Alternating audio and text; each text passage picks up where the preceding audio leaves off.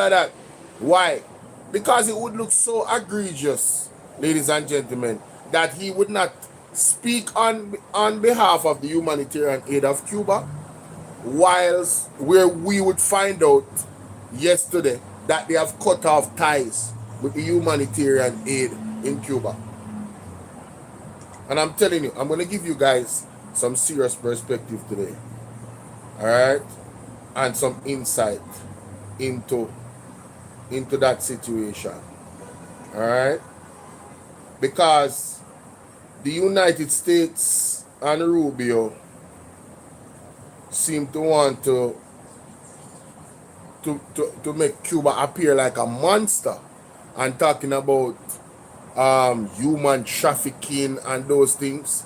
I'm going to give you insight from a doctor from Cuba that is in Jamaica and what he said in a post about the situation. So stick around. Stick around. I'm telling you. A lot to cover today, ladies and gentlemen. A lot to cover today. Alright? Just bear with me, guys. Bear with me.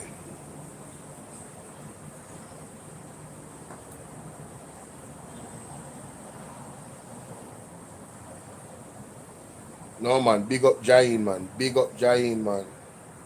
You know, I'm advertising the membership, but for you to go just pull the trigger like that, hey, trust me. Real talk, that's love right there. Salute to you. Salute to you. Alright, so boom. We good right here. All I gotta do now is this. Over here, so. And then that over there, so. That over there, so. Alright.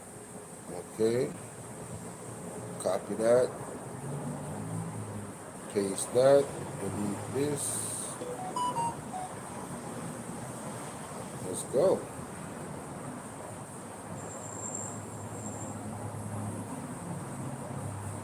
Yes, that's what I need. That's what I need. That's what I need, baby. Who else is here? We have 32 people watching. Can y'all smash that like button? Share the live for your boy. For your brother.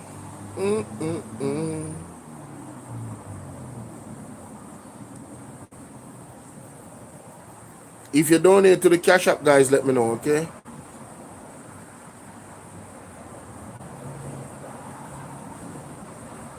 I don't have the phone screen crack. So just let me know in the chat. I haven't fixed that phone yet. Alright? Yeah, man. Hey, we got Tammy. Oh, my God. Tammy is here. One of my day ones. Tammy, what's up, sweetie? How are you? Selvanev in the building. The man look like a executioner today. Yo, Caroline, what's up? Good afternoon, brother. Only signing in because I don't have any data and Wi-Fi that I'm using. Good comes and okay. All right, Caroline, thank you. I appreciate you. Thank you for hitting the like button. That's love right there. Thank you so much. All right, big up yourself. Hey, Tammy, what's up, Tammy? How you doing, darling? How are you? It's good to see you. Really good to see you. Man, so me look like executioner. Boy, we're gonna execute this live stream. That's what we're gonna do. Yo, we gonna execute this live stream, bro. That's what we're gonna do, Selvanev. Selvanev. Hey, Selvanev. Listen. Jain just became a member, and I want you guys to put the love in the chat for Jain becoming the second member of the platform. So we have Sassy81 and now we have Jain. Hey, I'm gonna write down these names, bro. We'll make sure I write down these names. Yes, yes. You know what I mean? Appreciate the love, man. Gotta write down these names. What you said, Tommy? You're not good? What happened? What's going on? What happened? What's up? I asked you if you was good and you said no. What happened? What's happening? Talk to me. Talk to me. Talk to me.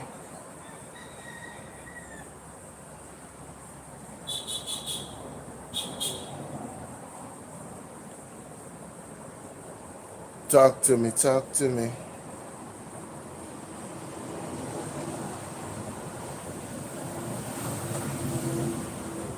What's going on, Tammy?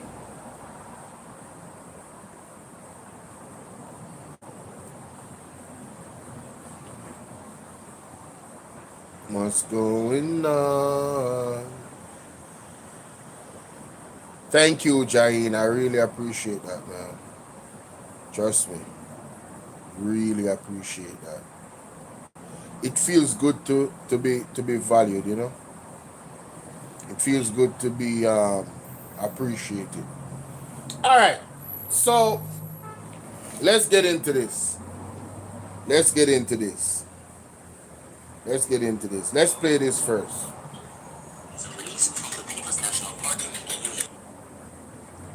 This is Dr. Aldaz, opposition spokesperson on health and wellness. The decision by the Wellness Administration to end more than 50 years of medical cooperation between Jamaica and Cuba is a deeply unfortunate moment for our nation. Very. For over half a century, Cuban medical professionals have served our people with dedication and compassion. In hospitals and clinics across the island, particularly in our rural and underserved communities, Cuban doctors and nurses have provided essential care. Their work has been a powerful example of international solidarity. I acknowledge the government's recognition of their service. However, bringing this partnership to an end is regrettable. This was not merely about filling staff shortages. It was about a shared humanity and a commitment to quality health care for all Jamaicans. This collaboration addressed critical gaps in our system and saved countless lives. History will judge this decision, and it will remember the value of the trust built between our nations over decades. On behalf of the opposition and the People's National Party, under whose leadership this partnership was established, I extend sincere gratitude to every Cuban medical professional who served here. On a personal note, I want to say thank you for your compassion and commitment. The grateful people of Jamaica will always remember your service, which has strengthened the enduring bond of friendship between our countries. For that, our nation remains deeply thankful. At pnp.org. So, I hope you heard Dr. Alfred Dawes expressing how deeply unfortunate the decision from the Jamaica Labour Party to cut off the humanitarian partnership that Jamaica had with Cuba.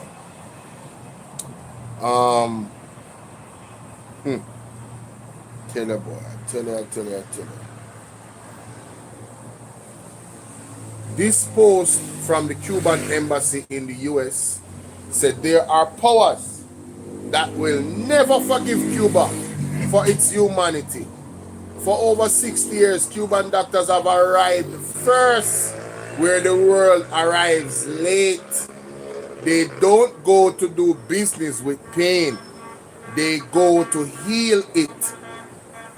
Now, listen to me. That is important. Let me validate this now. This is a post from Patricia Gill Gerbello. Look at that. Patricia Bill Gerbello. Alright? It says, well, I can speak as a Cuban and as a person who came to Jamaica under the government agreement 10 years ago. I am not a doctor, I am a teacher, but the law applies to both contracts, education and health. And yes, my contract was signed for 4 years, which I fully accomplished.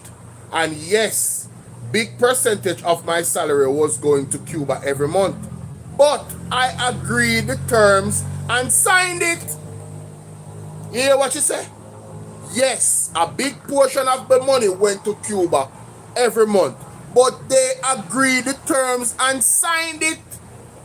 Ladies and gentlemen, they're not going to get more honest than this. This is the most honest. This is a Cuban speaking. A Cuban teacher that's still in Jamaica, living in Jamaica, did her duty for 4 years. She's still here. Listen now. But I agreed the terms and signed it. So be it. It's the same for the doctors and the nurses. They all agreed on it. So nobody forced the doctors, nobody forced the nurses, nobody forced the Cuban teachers. This is no human trafficking. This is a Cuban speaking, not my word.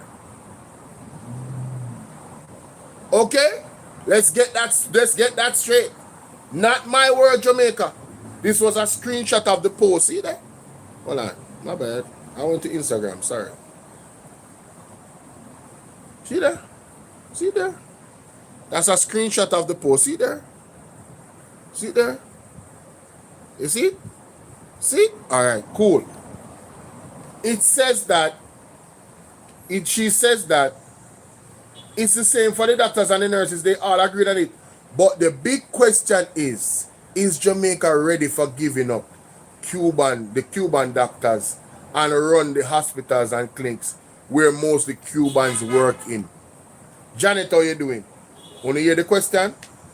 The big question is Jamaica ready for giving up the Cuban doctors and running the hospitals and the clinics where mostly Cubans work in?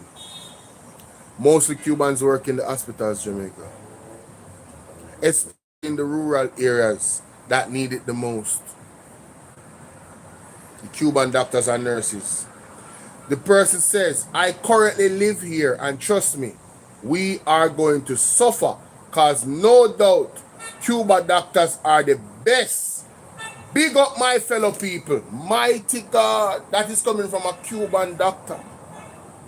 A Cuban teacher living here in Jamaica and letting us know, yes, we signed the contracts. Nobody forced us to. It's humanitarian aid. Yes. And of course, I mean, for Cuba to continue the program, it has to be funded, yeah? So what Jamaica said they want to do is to cut off Cuban humanitarian aid and then hire the doctor them individually. Where that idea came from?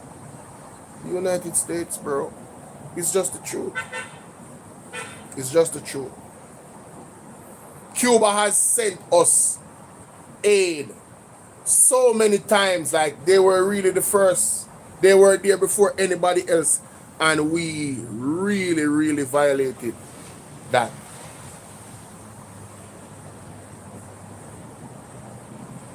Goose Jamaica, and they did. I don't feel sorry for them. Miss Dallas, how you doing? Janet and Miss Dallas, you guys and everybody else on the platform, if you have not yet become a member of BOLO V&R 2.0, consider doing so. Alright? Yeah, man, and enjoy the loyalty badges and the emojis and the content, the member-only content. We're going to have member-only chat rooms as well when the membership grows. I am in Africa. Oh no, but you said Goose Jamaica, and they did. I don't feel sorry for them. Phoenix Rising in the building. Phoenix, if you want to become a member of the platform, come over to BOLO V&R 2.0, okay? I sent you the link to BOLO V&R Clips, didn't I? I'm on BOLO V&R 2.0 is where you can become a member if you want to. Alright, darling? But big up yourself and thanks for being here. How are you doing? So the argument of the US that the humanitarian issues and all of that, the people are saying, oh, they say them choose Jamaica. Oh yeah, you're absolutely right. Me feel sorry for my people because the JLP can afford to go to Miami. Exactly. But there's also people that's supporting the JLP. And the good is going to suffer for the bad. I'm telling you, it's not going to be pretty. It's not going to be pretty. And, you know, Ishmael, shout out to Ishmael. Ishmael made an argument yesterday about, you know, the young man, unfortunately, in St. Anne, in Ocherius, at Ocherius High School, that that died. He got a hit to his head, went to the hospital. I mean, the MRI machines, I mean, state of the hospital is in a real, like, man, listen. And he's blaming the government for that child's death. Who can blame him? I can't. I can't blame him. I can't blame him at all. You know what I need? I need the Bluetooth speaker. Give me a second, guys. I need the Bluetooth speaker. I really need the Bluetooth speaker. I never wanted to use it, but I'm trying to minimize the, you know, trying to minimize the noise level. But I'm going to get it. Let me give me a second. Barbados is using the PMP strategy for housing. When are we going to get rid of Andrew and take back Jamaica? Boy, I gotta have to go get rid of him, you know. Gotta have to go get rid of him. Gotta have to go get rid of him, man. Gotta have to go get rid of him.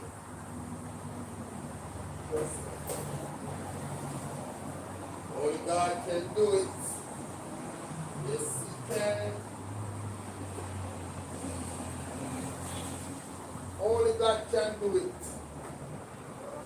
Oh, yes, He can.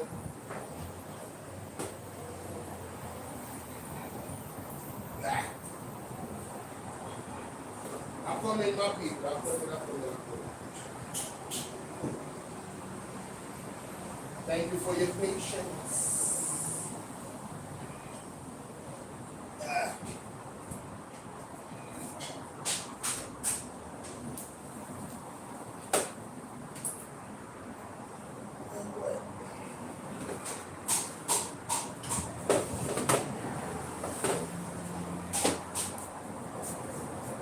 Alright.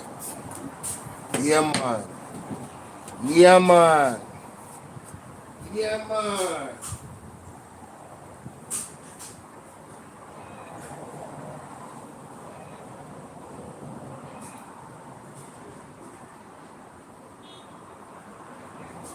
Yeah, man. See it now. See it now. See it now. Alright, I'm back. I had to go get the big boy, you know?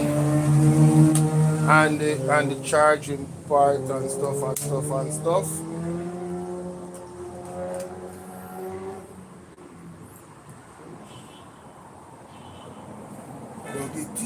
Plug it in.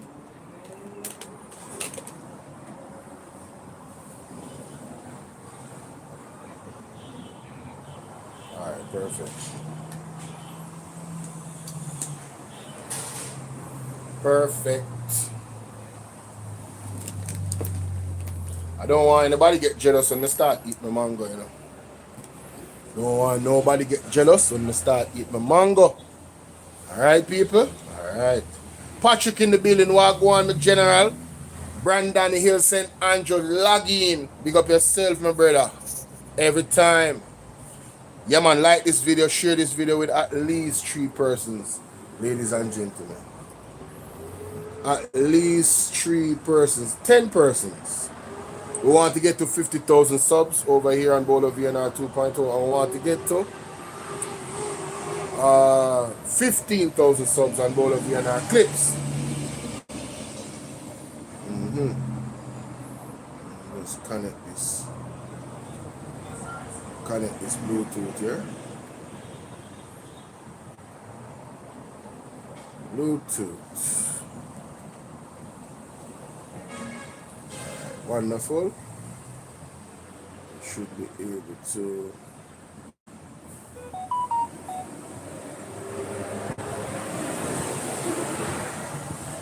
Should be able to connect Anytime this phone is an old phone, you know, so anytime it just come on, I connect already. Perfect, wonderful. Alright, let's go to Facebook now. Let's go to Facebook. A lot of things going on today, yeah? Thank you so much, Miss Dallas. I appreciate that. Appreciate that. Thank you. I would love to do more, to be honest with you, you know. I want to be more effective. I want the platform to expand. Sefu, how you doing? Yeah, man, I want to reach a whole new audience. Yeah, you know. I want to expand my loyalty audience because loyalty is key. Loyalty is key to every great platform. You need loyal supporters. You understand? It's very much key. Everybody, any successful platform, they need it. They need people where you know they just ride or die for you. You understand? They have your back. Yeah. You have to have that as a good platform. As a great platform. Oh, thank you so much. Thank you. You say Africa love me. I love Africa too. Definitely love Africa. That's a fact. That is a fact. Love my African people, man. Yeah, I don't, you know what I'm saying? I know my history. Huh? I know my history. But this is something, eh?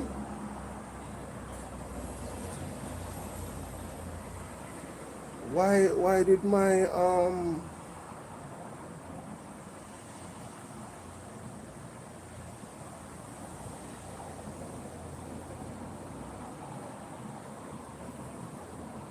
I hope this works because honestly, they might try them. Why my phone sign out, log out my Facebook? I never logged out of my Facebook. We'll send you a code. Alright, cool. Send me a code.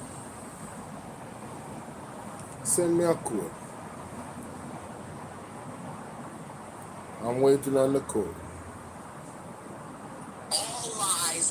Alright, I got the code. Alright. So let me get to put in the code now, no? Jesus.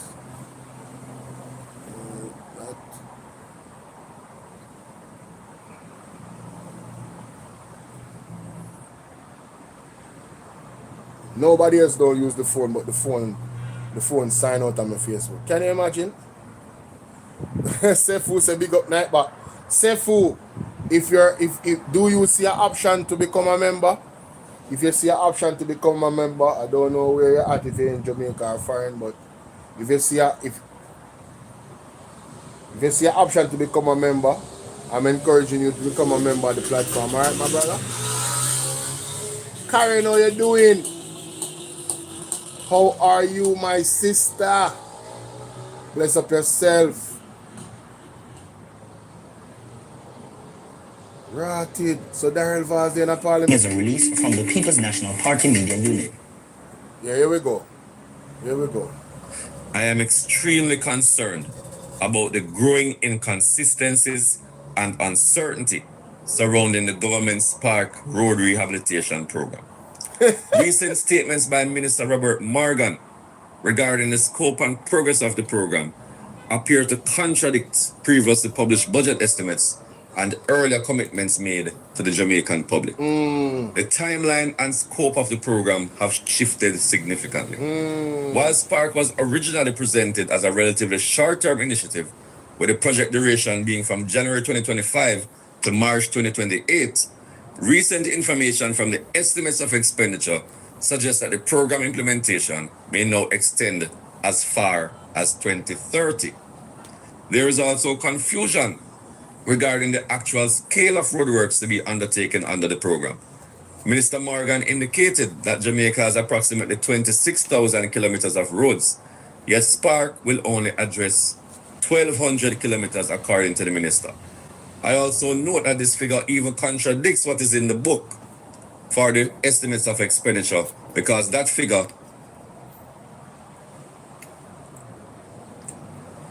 from the People's National Party Media Unit. I am extreme. This figure even contradicts what is in the book for the estimates of expenditure, because that figure states a significantly smaller number of 250 kilometers. I also am concerned about the number of roads expected to benefit from the program. Earlier estimates suggested that approximately 693 roads would be rehabilitated.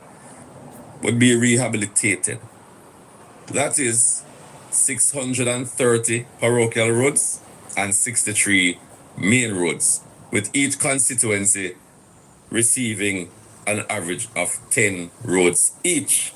However, his recent statements now suggest that the number may be closer to 400 in total, raising questions about whether the original constituency allocation will still be honored. There are also inconsistencies in the financing and execution timeline for the project. Previous budget estimates indicated that 20 billion would have been allocated this financial year and 14 billion next financial year to complete Spark. However, only 4.5 billion has been allocated in the current budget, which suggests that many roads slated to begin construction this year may not be completed within the financial period. Wow. The figures are also conflicting. Hi, Sophia.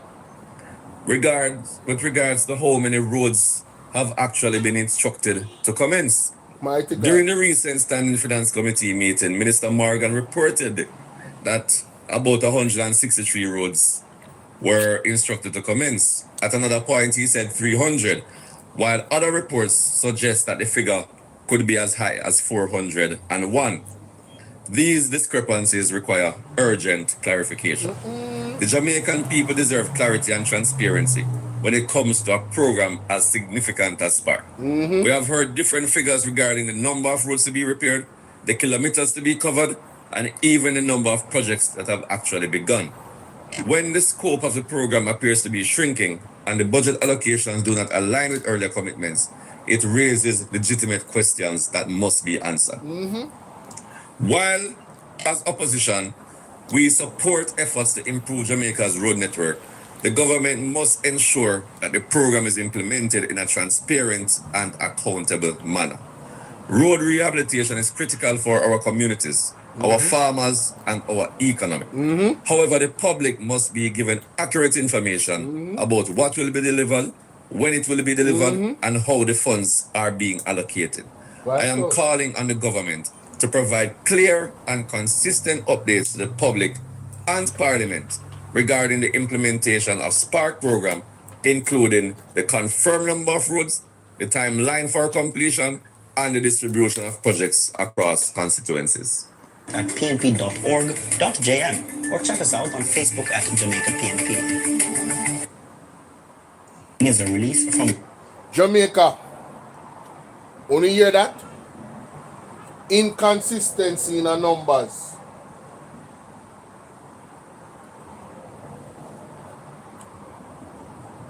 Me tell you, Let me play it.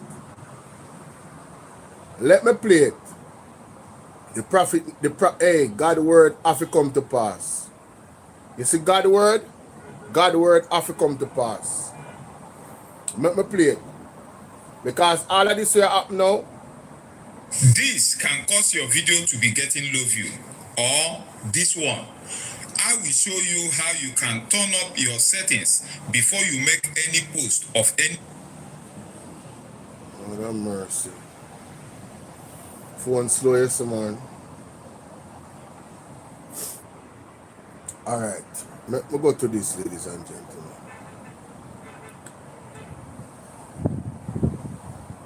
Let me go to this. I'm going to scroll down. Can you see? There was a word to the Prime Minister now. Listen to this. Not if Jamaica is to be changed, because we know Jamaica is being changed. Jamaica is being transformed. And by or before 2027, we will see a new Jamaica emerging. Not completely new, obviously, but there will be major turning points. One of them, finally, we will be led by a righteous Prime Minister. My God. And it might seem like a pipe dream. I'm smiling because those of us who are able to see in the realm of the spirit, we have some interesting developments coming this year that will trigger changes politically, which will take many by surprise, because there are those who think that they are around forever and they can stay as long as they want. We shall see what we shall see. Aye. That's all I'm going to say. We shall see what we shall see. Fourth term. Hey. So apart from the intensification of judgment, which will come in different ways, not just natural disasters, but God will also use external intervention in the affairs of Jamaica. Yes. I'm going to say it one more time. God will use external interference in the affairs of Jamaica in order to set things right. Since we have leaders who think nobody like them, and they have put themselves in power through corrupt practices, we have a system of election where persons are to be duly elected, and they corrupt the system. So what God is going to do is going to use other means of displacing them. Watch and you will see. Watch and you will see. External intervention in addition to continued disasters of different types. So we shall see what we shall see. This is going to be a pivotal year which will pave the way for what will manifest in 2027. So we continue to pray the process through. Not if Jamaica is to be changed, because we know Jamaica is being changed. So that's one of the word. There was another word that was given last year while he was in church for the Prime Minister. Hey, yeah, man. Tell you that, man. You think we not follow? You think we not follow? Let me find it here. I wonder. I wonder if is. Oh, open call to the Prime Minister.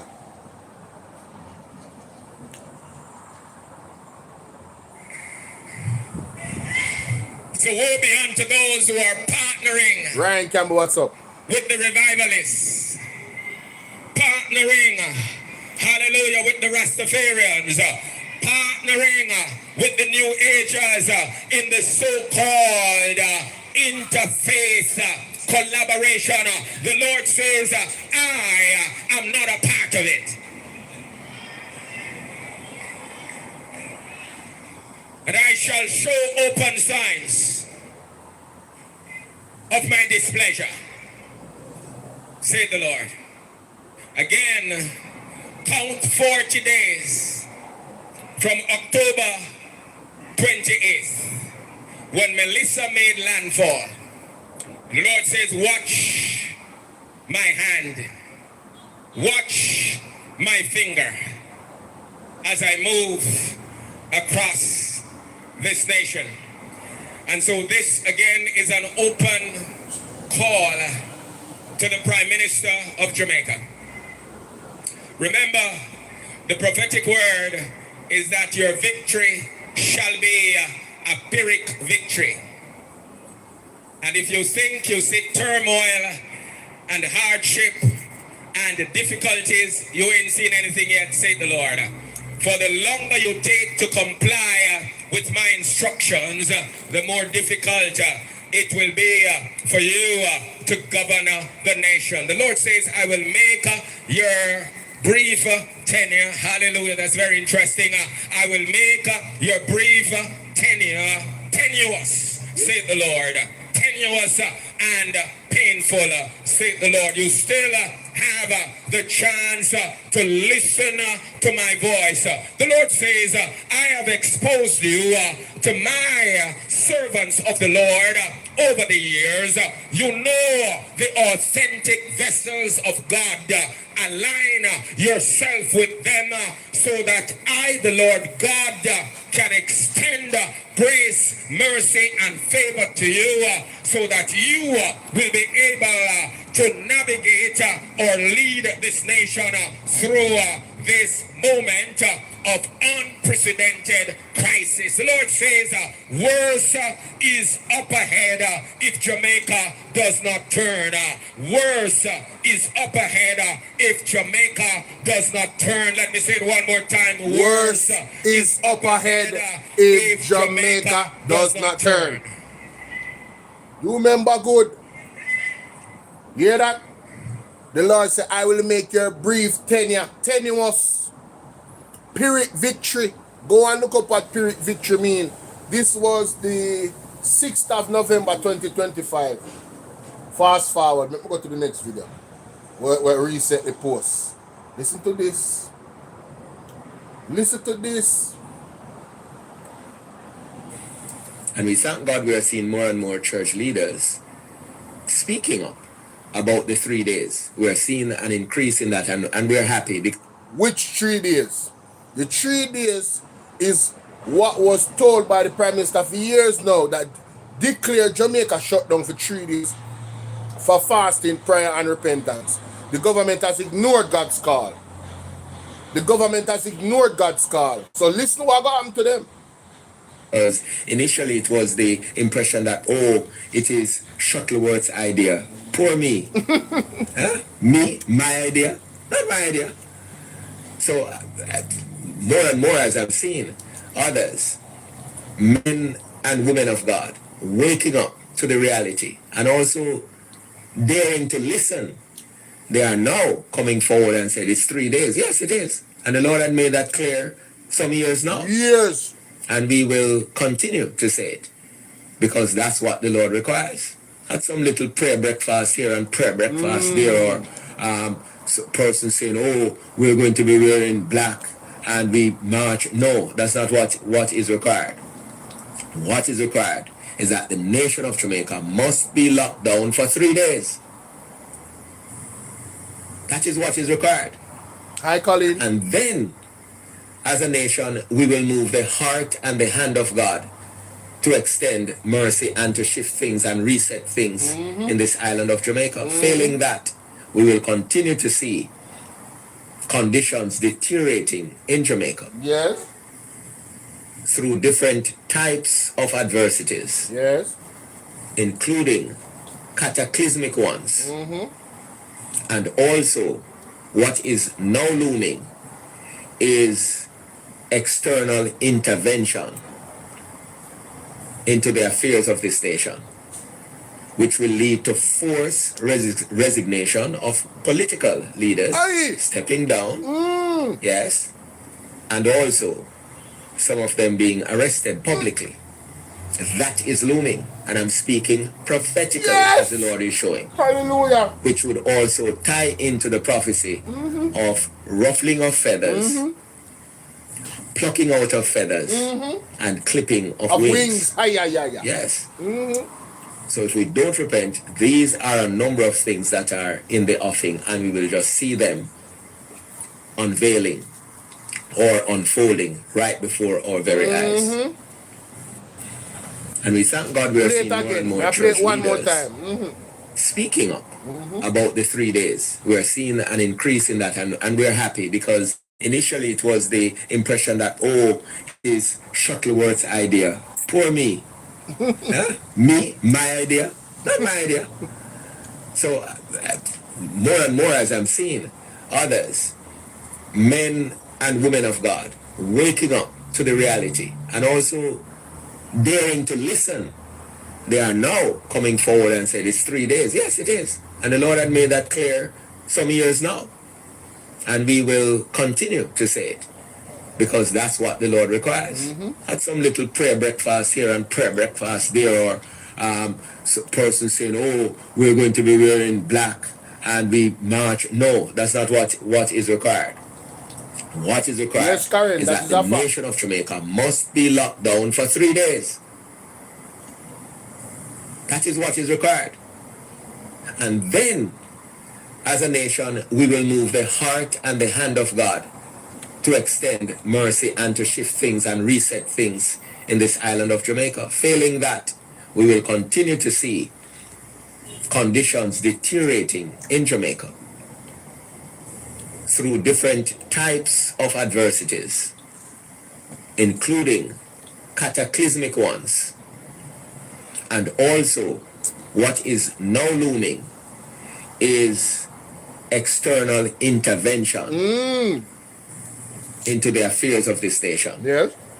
Which will lead to forced resignation of political leaders stepping down. Yes. And also some of them being arrested publicly.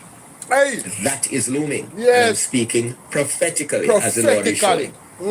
Which would also tie into the prophecy of ruffling of feathers, plucking out of feathers, and clipping of wings. Yes. So if we don't repent, these are a number of things that are in the offing, and we will just see them unveiling or unfolding right before our very eyes. So when you hear that, Jamaica, I know not normal. You hear me say? Watch out for politician to resign, forced to be resigning, forced to resign, and also getting handcuffed and locked up. When you look out, it's coming. External intervention here, not Jamaica, you know. External, that means outside forces. A force politician out to resign and I lock them up publicly. Mighty God, me can't. Hey, me say me giddy when me hear this a prophecy. Jamaica, me say man, it's gonna be a grand day. We shall have a grand time out here in Jamaica when we see them get locked up and when we see them have to force to resign. We're gonna have a grand time, Jamaica. We don't remember the Tivoli incursion? We don't see what happened to your leader? Well, I think it's gonna be 10 times worse this time. You remember good. Me say, hey, Father God, thank you with us. I am patiently waiting. I am so happy. I am telling you, Father, we needed your intervention. We've been praying for it, and a lot of people have been praying for it, and it's coming. It's coming. You understand? Let's get back to this now. Let's get back to this on Facebook. And for as more people come in, I'm going to play back those 3 tapes, those 3 videos of Shuttleworth and the prophetic about what is going to happen to these politicians in Jamaica. So, I want to share the live with 10 people. Tell them to come over here. Tell them to come over here. BOLO Live. Alright, so here we go. Here's a release from the People's National Party Media Unit. This is Senator Donna Scott Martley. Yes. Opposition spokesperson on foreign, regional, and diaspora affairs. Right. I am calling on the government to provide a full and detailed explanation to the Jamaican people regarding its decision to terminate the long-standing medical cooperation agreement between Jamaica and Cuba. For 5 decades, this program has been an established part of our healthcare system. Cuban doctors and medical professionals have served in hospitals and clinics across the island, helping to fill critical gaps in medical staffing. An arrangement that has supported Jamaica's healthcare for half a century cannot simply come to an abrupt end without the Jamaican people being given a clear and comprehensive account of what has led to that outcome. The public must also be informed of the practical implications of this decision. Yes. The country must be assured that there are clear and effective plans in place to maintain continuity of care, particularly in facilities where Cuban medical professionals have been providing important services. Yes. This is a matter that goes directly to the functioning of our healthcare system and the well-being of the Jamaican people. The government has a duty to provide clarity on both the reasons for this decision and the arrangements that will now replace this important partnership of 5 decades. Bingo. At pnp.org.jm. Let me tell you something. This is not going away. If the Jamaica Labour Party thinks them ousting Cuba is going away, they make a sad mistake. The Cubans have been too important and too good to our healthcare system for well-thinking Jamaicans. And you see all of the labor right them where support the nonsense. I'm telling you, you guys are going to experience the hospital. Yeah man, we're not gonna feel it, you know. We're not gonna feel the hospital them, you know. We're not gonna feel the effects of the Cuban them gone. We're not going to feel it. Trust and believe. And if we don't feel it, we're not going to see somebody who feel it. And that's going to be enough for us to understand that this is beyond politics. Somebody said it's starting already. The water pressure build up in the pipe. It's only a matter of time for the pipe to burst. Hey, yo, let me tell you, no, man. This what them do was I'm not saying that they had any choice because me know say Andrew Onis compromised the one puppet man because me dey na Perry in Christ, because I know me always have to give people them credit. Me dey na Perry in Christ chat last night. And me see somebody, I don't remember his who, say 1 PM mean one puppet man. Me say, yep, I'm taking that. That's a fact. One puppet man. Anytime you hear anybody coming out on the chat and I talk about 1 PM, yeah man, one puppet man. Mr. Puppet. Andrew Onis. Big bad and puppeteering. Can't stand for nothing. Can't decide, say, yo, listen, what is best for the Jamaican people is the Cubans to stay and we are work with the Cuban them. No. Where say Ishmael give me name? Alright, big up Ishmael. Big up Ishmael. Me never know. Me never know. But listen to me. On a serious note though, it's gonna be very, very devastating. It's gonna be very, very devastating, ladies and gentlemen. Unfortunately, sometimes the good suffer for the bad too. You understand? Because our healthcare system is operating at a capacity of 30%. Did you guys know that? Our healthcare system is operating on the capacity of 30%. We have a brain drain that has continuously gone on, and the government has not done things to fix the issue expeditiously, quickly. They have been dragging their feet with this issue. Now, they have made decisions in the past that have made it kind of crazy for them right now. Like telling the nurses if them want to go, them can leave. Well, the nurses, them left and them gone and them not coming back. Tough than talking about, oh, yes, you know, we are encouraging y'all to come back. Come back to what? Come back to what? And then on compound the situation, exacerbate it, right? Made it worse by sending away the Cubans then and cutting off the contract completely. Disrespecting the Cuban government to the point that the man said, no, come on. Brigade, we done with Jamaica. The man them cried shame on Jamaica, you know? Ladies and gentlemen. They cried shame on Jamaica, you know? I'm telling you. What's the capacity now, like how the Cubans gone? Mighty God, that's a good question. Listen, generally, we were operating on a 30% capacity as far as I was informed. Right? Because I was listening to Mystic Sensation last night, and he said under Mama P, Jamaica was operating on a 70% capacity of professionals in the healthcare system. Right? And now the budget, and he was making the point that the budget at the time was $64 billion. The budget has now increased to $147 billion. And the capacity has gone down to 30%. And I don't even know what the capacity is now that the Cuban then gone. So imagine you Africa use the medical services, right? And you need certain specialized treatment, specialized surgery, all the things that the Cubans actually treat that way. All the things that the Cubans specialize in, right? I know we don't have them, and there's no. It's not like it's not like Jamaica, the Jamaican government was thinking ahead and said, all right, we know we're not going to use the Cubans, so let us secure other health professionals from other places to supplement their vacancy. Jetline, what's up? You know, Jetline, they need to be clear on that, you know. They need to tell us if it's the Israeli doctors and nurses they're going to use. And what is that cost in Jamaica? What does that agreement look like? We need clarity.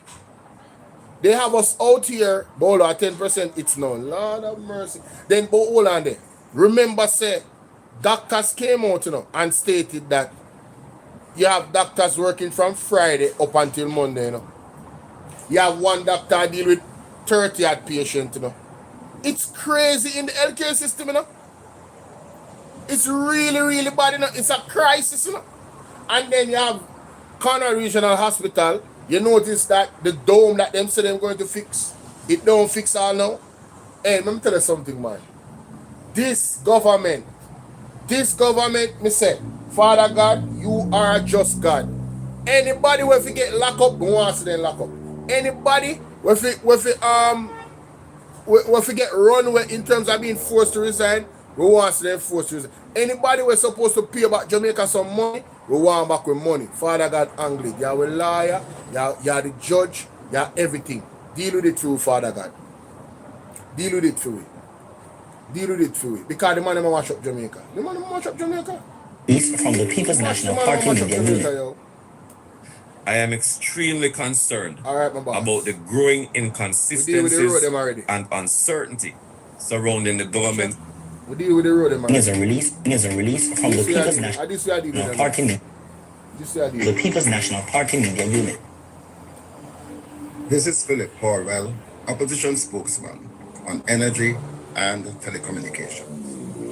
On Friday sitting of the Standing Finance Committee, I demanded answers on behalf of the Jamaican people regarding the troubling state of Petrojam. The numbers are stark and unacceptable. This state-owned refinery lost approximately $4 billion in the last financial year. It is projected to lose another $4 billion by the end of this financial year, with further losses anticipated in the coming year. Wow. 3 consecutive years of losses for an enterprise that once was consistently profitable. 3 years of bleeding public funds without a clear plan for recovery. I asked the minister direct questions. What is the current status of Petrojam? What is the government's plan to return it to profitability? And critically, what is the government's position and roadmap for this refinery's future? We cannot ignore that this refinery is over 40 years old, operating with outdated technology that drives up costs and reduces efficiency. A previous pathway, including expansion and modernization, has been abandoned. The Jamaican people deserve answers. They deserve a plan, and they deserve to know why this vital national asset continues to fail them. My job is to hold this government accountable. That is exactly what I will do. At pnp.org.jm or check us out on Facebook at Jamaica PNP. Government Spark Road Rehabilitation Program. Recent statements by Minister Robert Morgan regarding the scope and progress of the program appear to contradict previously published budget estimates and earlier commitments. Here's a release from the People's National Party. So, billions of dollars is being lost in Petrojam for the last 3 years. Billions.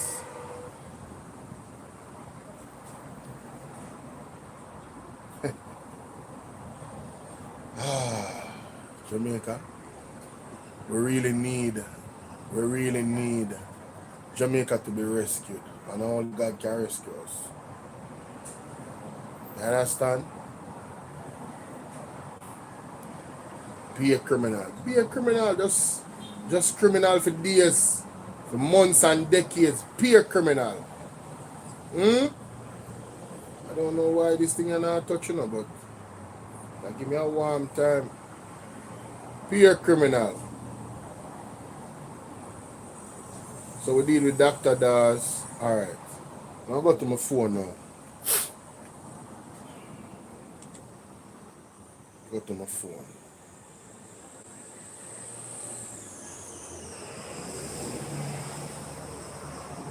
Okay. Miss Burchell. Where is this? Okay, this is Mrs. Burchell's page on Facebook. Let me go to that. Keisha Burchell at them, you know.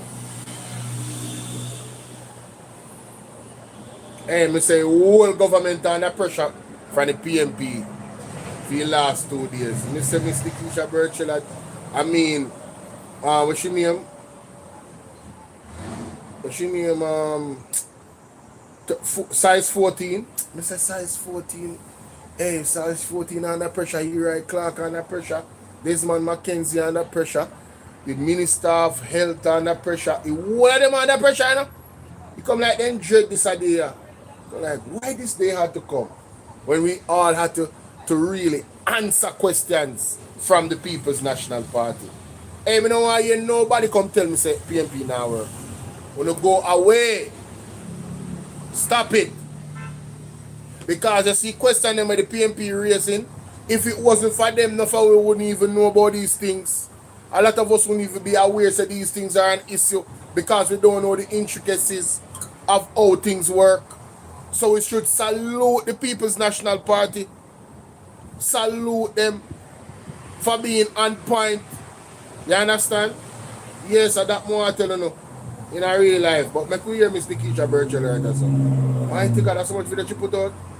Make we hear that one. Speaking specifically to the NAA's rehabilitation program, 19,000 C, thereabout.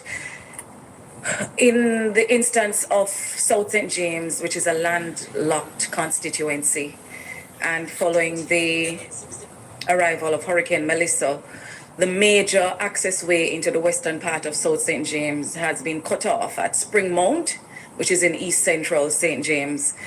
And I'm looking through this to see if there's any allocation for Spring Mount, because that has to be rerouted. But in the meantime, the bulk of the traffic now goes through the other minor access routes into the constituency. And the constituency remains locked off significantly because of the condition of the road. So the route of it to Maroontown Road, the Kempshot through Hampton Road, the Retrieve Main Road, also the Niagara to Montego Bay Main Road has been totally damaged. So right now you have a landlocked constituency that has no good road, not one good road that can get the people in and out of the constituency. I'm asking if under your emergency procurement or whatever process you have, if you will be allocating some money towards the improvement of these roads. You also mentioned 3 bridges that you're looking to prioritize this year. I'm wondering if the Seven Rivers Bridge is one of those because it is threatening the lives of the residents who live across the road. Yes, I can confirm that the Over River Bridge is one that we will be working on in St. James. And also we will be I don't think we can bring back the Spring Mount Road. There's money in the budget to create an alternate route around that area. As it relates to the other roads, over the next several months, we will be trying to intervene in as many of them as possible to see how we can improve. It's a factor of funding, you know. There are many areas within the West that require significant intervention, and we're trying as best as possible with the funds we have to address the ones that we need to address. Yeah, but in the case where a whole constituency, because Spring Mount has been cut off, we don't have one decent access way. Work is gonna start on the Spring Mount bypass urgently. That's what I'm saying to you. So we're gonna restore access through that area. Through Spring Mount? We're gonna find a bypass for it. All right. Wait for me.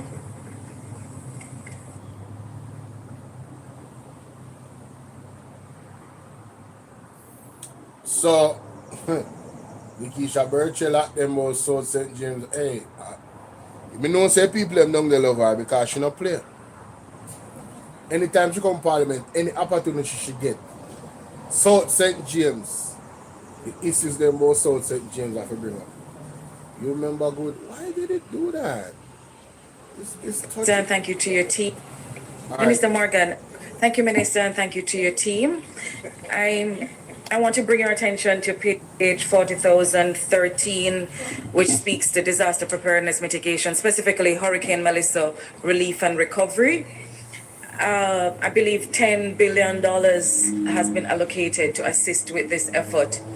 I want to know from where you are, Minister, if, first of all, if you're satisfied with the pace at which the housing support has been reaching those desperate families in the hurricane-ravaged parishes and constituencies. Good question. Secondly, are you prepared to give a commitment to Jamaicans who lost their homes and properties during Hurricane Melissa, that they will be given some support from the government, whether within this 10 billion or from elsewhere in your budget, to help them to get back on their feet, whether or not they've been assessed as yet by the ministry team? I know that the team has been out there trying to assess as many people as possible, but daily I get reports from communities they have not seen anyone yet, or they have not been entered into the database. So I know that there was a cutoff point. I want to know if you will be, that's not an MP's role, member, and but Minister knows this, but he can brief you after. Minister, so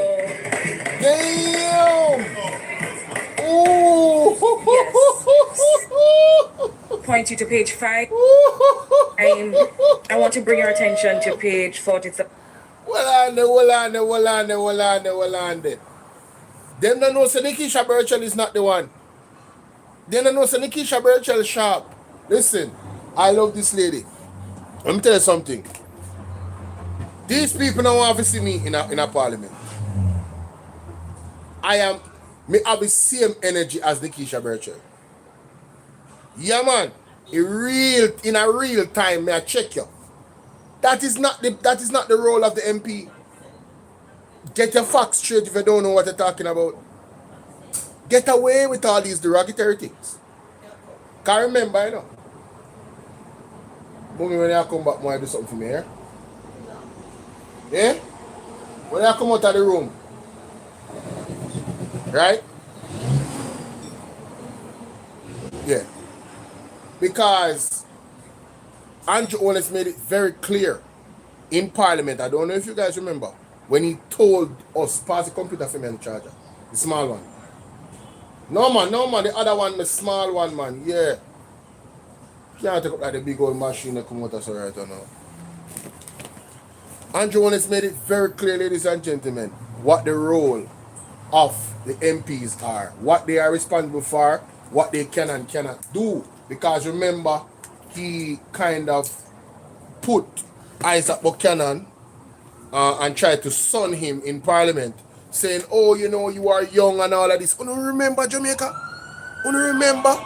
Oh, him young and he will learn and all of this, and what the MPs are responsible for and what they're not responsible for. Well, we know what the MPs are responsible for. So I don't know why the people them over the JLP side come like them forget when them there in a parliament. I love this lady. Nikisha Burchell burn them out. Burn them out.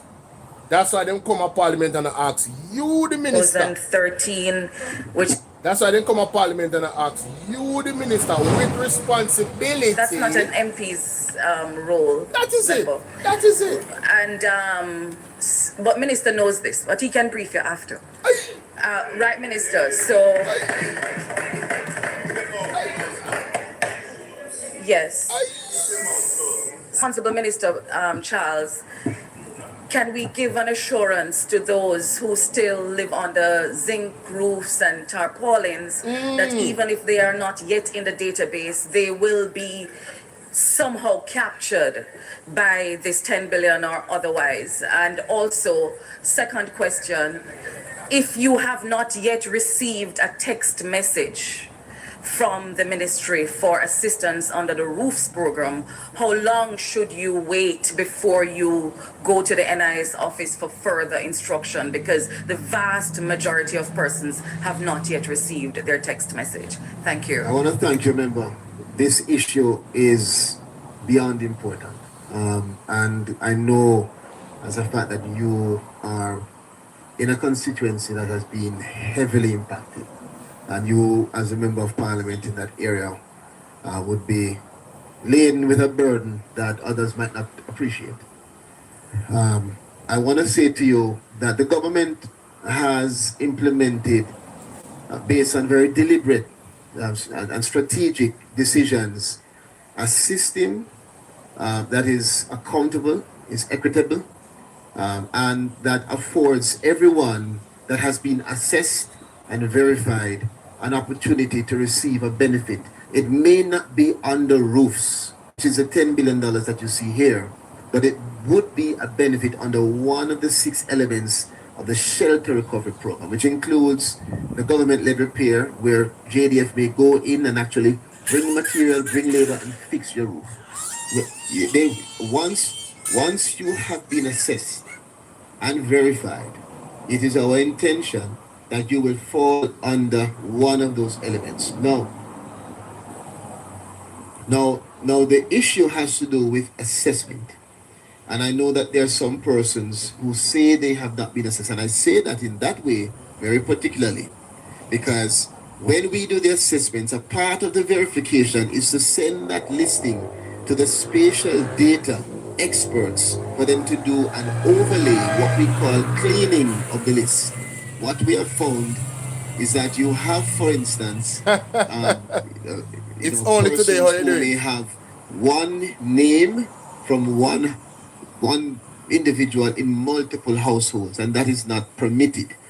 You may have the converse, where you may have multiple households, going under one. So one of the reasons for the delay is because of the process of the cleaning to mitigate against the duplication. And that duplication affects all beneficiaries. If you have one person getting more than they should get, then the others who are there to get cannot receive.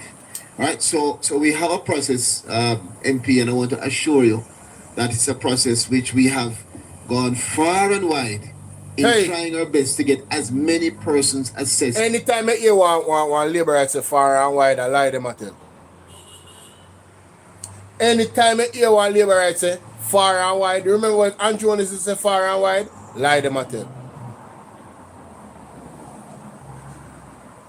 Lie them at you. Right there, me listening good enough. But when him said that, him trigger me. Yeah man, far and wide, lie them at you. As possible. For those persons who have not yet been assessed, the process is closed off. If there are unique circumstances, we ask them to write to us, or to write to your members of parliament so that you can get to us.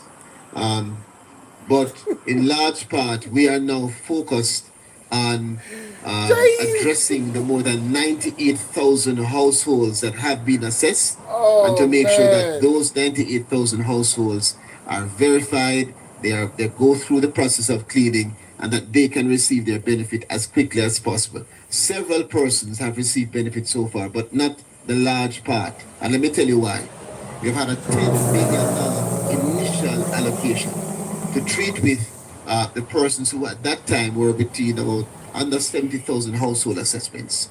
We have been able in a month to go more than 50% in that disbursement, which is $5,222,325,000 being dispersed to households that have been assessed and verified.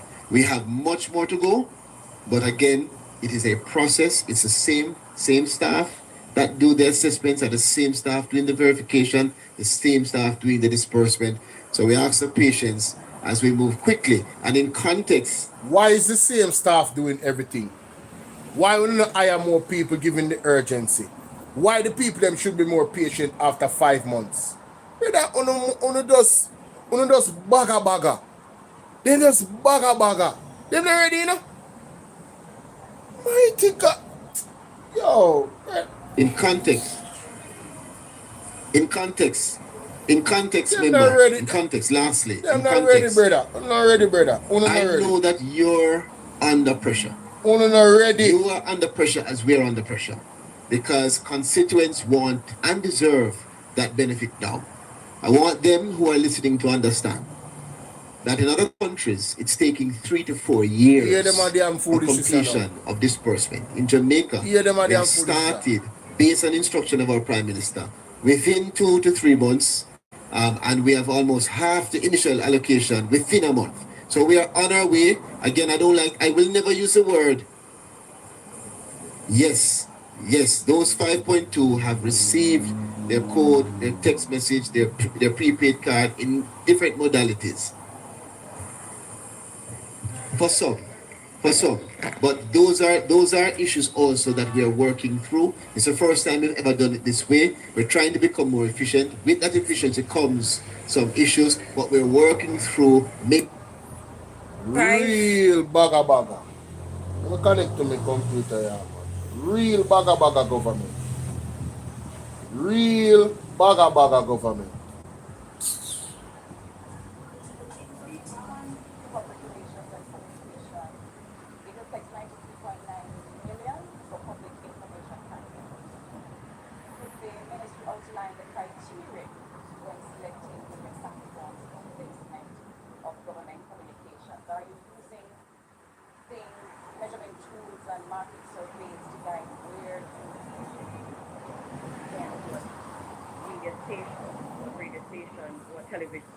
You go on, or it's just, as you said earlier, you feel like go?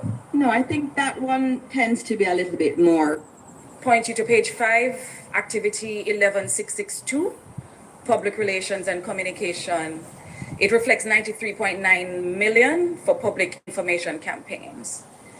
Could the ministry outline the criteria used when selecting media platforms for placement of government communications? Are you using things, measurement tools and market surveys to guide where you go, what platforms, what media stations, what radio stations, what television programs you go on, or it's just, as you said earlier in education, where you feel like go? Good question. No, I think that one tends to be a little bit more studied than that, right? Because we all know which stations everybody listens to. And so as much as possible, you want to get as many people listening to your message as possible. And so you go where they are. And one of the things that we've also been seeing is that we've been pivoting a little bit more to social media because it's cheaper and that's where people are. So we've been doing that, but we usually do it based on some study of, you do know the market survey. I know you use it a lot. Yeah. And that's very clear on who the leaders are, and sometimes it surprises Jamaicans. Right, and which is why it's surprising for me that such a huge proportion of our budget appears to be directed at entities that do not enjoy the highest media survey. So I wonder, what is the strategy? It's a methodology that drives where you go and where you send the government's money. Yeah, well, I think generally it is based on who is your target audience, and so you go as much as possible to where that target audience is. Sorry, I wasn't able to hear you, Minister. Sorry. There was a lot of howling from wounded people.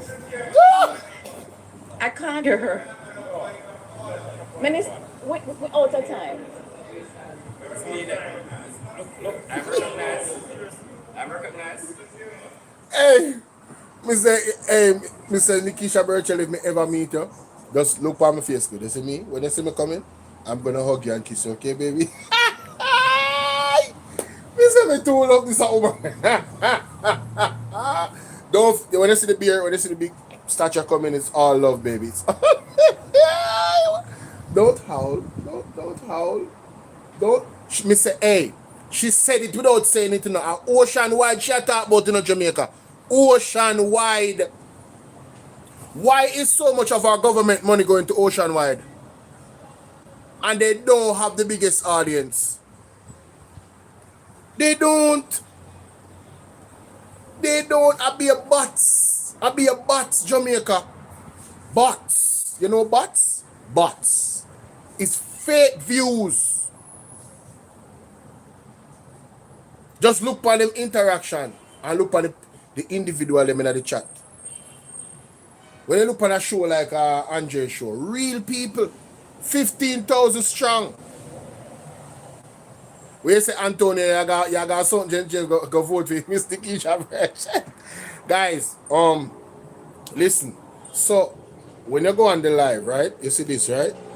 When you go on the live, you see down here, so when you're on your phone, there is a money symbol in a box, and you have a gift symbol, right? And you also have the things them that I have on here where you can shop and that I recommend for you to buy for the people in the United States. And then you have this.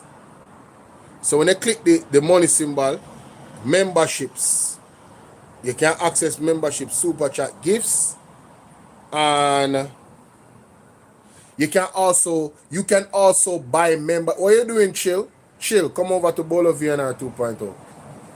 When you, I never even knew this, you can buy gifts for other people. So say you can buy memberships for other people. So say you want to support the platform, you can buy 10 people 1 month membership. You can buy 5 people 1 month membership. You can buy 20 people 1 month membership. You can do that to support the platform. I forgot about that. So I just saw it, right? There it is. It's right here, down here, so you can gift membership. See there? It's an option. So you don't have to just buy membership. What YouTube is going to do, YouTube is going to randomly select people that are on the live and give them a membership. Alright? So yeah, I forgot about that. So that's a way to support the platform as well. You can buy other people memberships, ladies and gentlemen. Anyway, moving on. Nikisha Burchell. Crush them can, ladies and gentlemen. Hey! We will play that again. Oh my God, I love it. I absolutely love it. Entities that do not enjoy the highest media survey. So I wonder, what is the strategy? It's a methodology that drives where you go and where you send the government's money. Yeah, well, I think generally it is based on who is your target audience, and so you go as much as possible to where that target audience is. Sorry, I wasn't able to hear you, Minister. Sorry. There was a lot of howling from wounded people. Yeah. I can't hear her. Minister, we're out of time. Look, Printable. Okay, so continue, Chairman.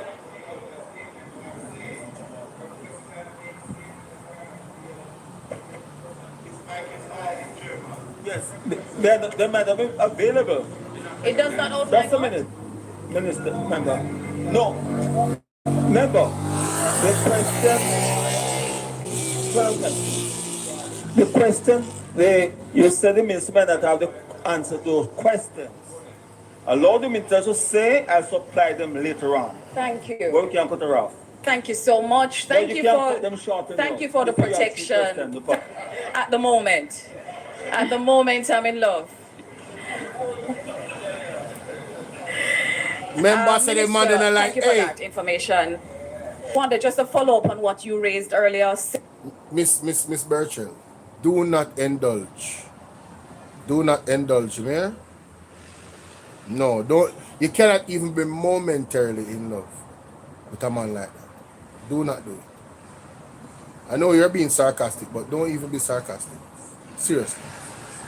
Lord of mercy.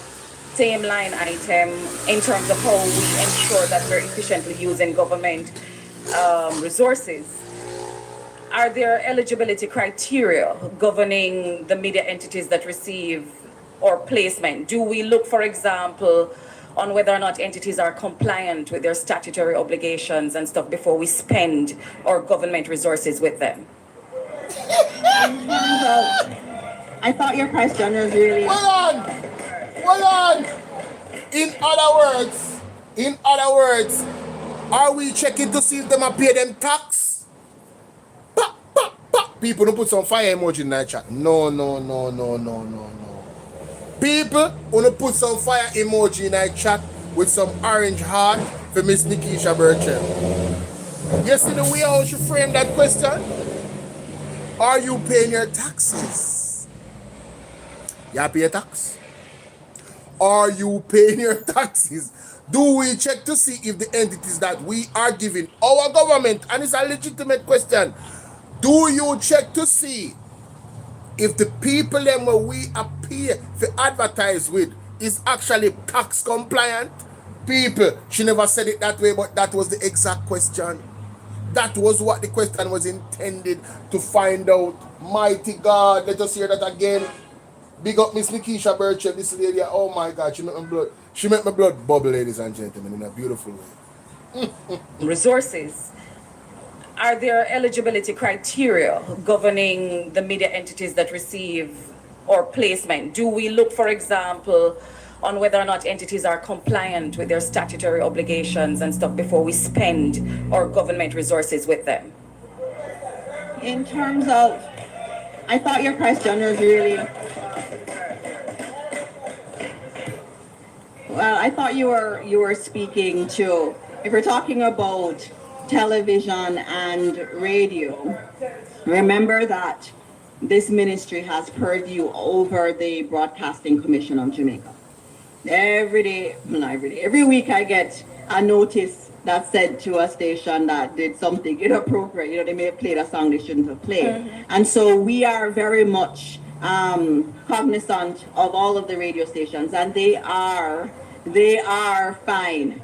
So there's no issue with our radio stations or our television stations. And so what's done is they choose based on the target audience. And even if we're thinking about social media, they use Google Analytics, and Google Analytics says advertise here, advertise there, and we're compliant with all procurement guidelines around this. Point you to page 5, activity 11. Yo, me say, Dora the Explorer dance around the argument, you see? She danced around the argument, but guess what? It's already out there, ladies and gentlemen. That's why them hot under the color in the background and make up be nice. Because them know say a revolt we are talking about. Them know say a nationwide them are talking about. Yes! Nikisha Burchell, pepper them, Nikisha. Pepper them. Pepper them. Yes, man. Pepper them, man. Saying it without saying it. Hey, I love this lady. This lady is amazing. She is amazing. I'm telling you. She's amazing. She's so wonderful. She's so awesome. I just want to give her a big hug. You alright? Trust me, man. She'll go on good. No, man. I will if I respect you, Nikisha Burchell. Trust me. Them always, you see, what's your name? Hey, Melda, what's up, my brother? Shout out to Melda in the building. Big up, Melda. I love seeing my day ones popping up in the chat, man. Big up yourself, my brother. How are you? How's the family? How's the family doing? Everything good? Shout out to the fam, man. Shout out to the fam. So yeah, I want to go live on TikTok. It's been a while, man. I want to go live on TikTok as well. Let me go to the next video first. The next thing that I want to share and talk about, but I never knew that Miss Burchell deal with them so viciously and so eloquent. You know, she was so eloquent, she was so smooth, and she was deadly. You understand? Yes, intelligent, eloquent, smooth, and deadly. She was very intentional about the question that she asked, And of course, you know, the lab rats were all over that side, is it? All is good, my guy was hoping earlier and just resting beside one of the most beautiful women I've ever seen. Hey Mel Dub, you winning at life, my brother. You winning at life. That's what's up. That's what's up. Shout out to her and shout out to you. Winnie Maid said, hi Bolo. Did good, yes. That woman 13 thinks she own Jamaica. Yeah, size 13 don't like her. I call her size 14 now, but she don't like her. Later, your battery dying. All right, Janet, bless up. Stay safe, all right? Salute to you. Salute to you. All right, so let's go to the next thumping situation. Let's go to the next thumping situation. So I went over that. There is an article.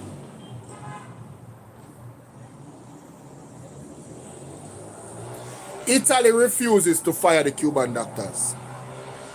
All right, let's just put that out there that Italy actually has balls. Yeah, man, them actually can stand up for what's the best interest of their people and not be bullied. Shout out to Italy. Salute to Italy. The government. I spoke about that already. Don't miss this, ladies and gentlemen. Oh my God.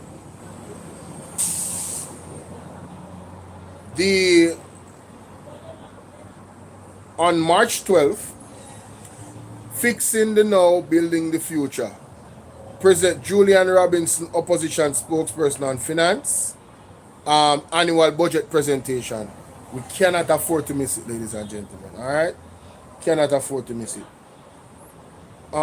There's something else that came across my thread. Let me go to my Facebook.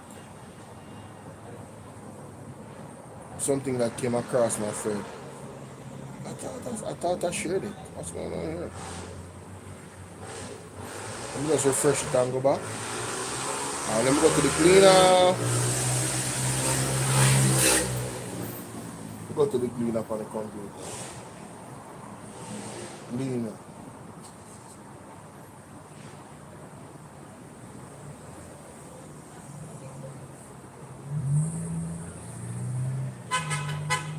U.S. Justice Department officially eyes cases against Cuba's leadership as Trump floats friendly takeover. Melissa damage delays. No, I don't want to read that.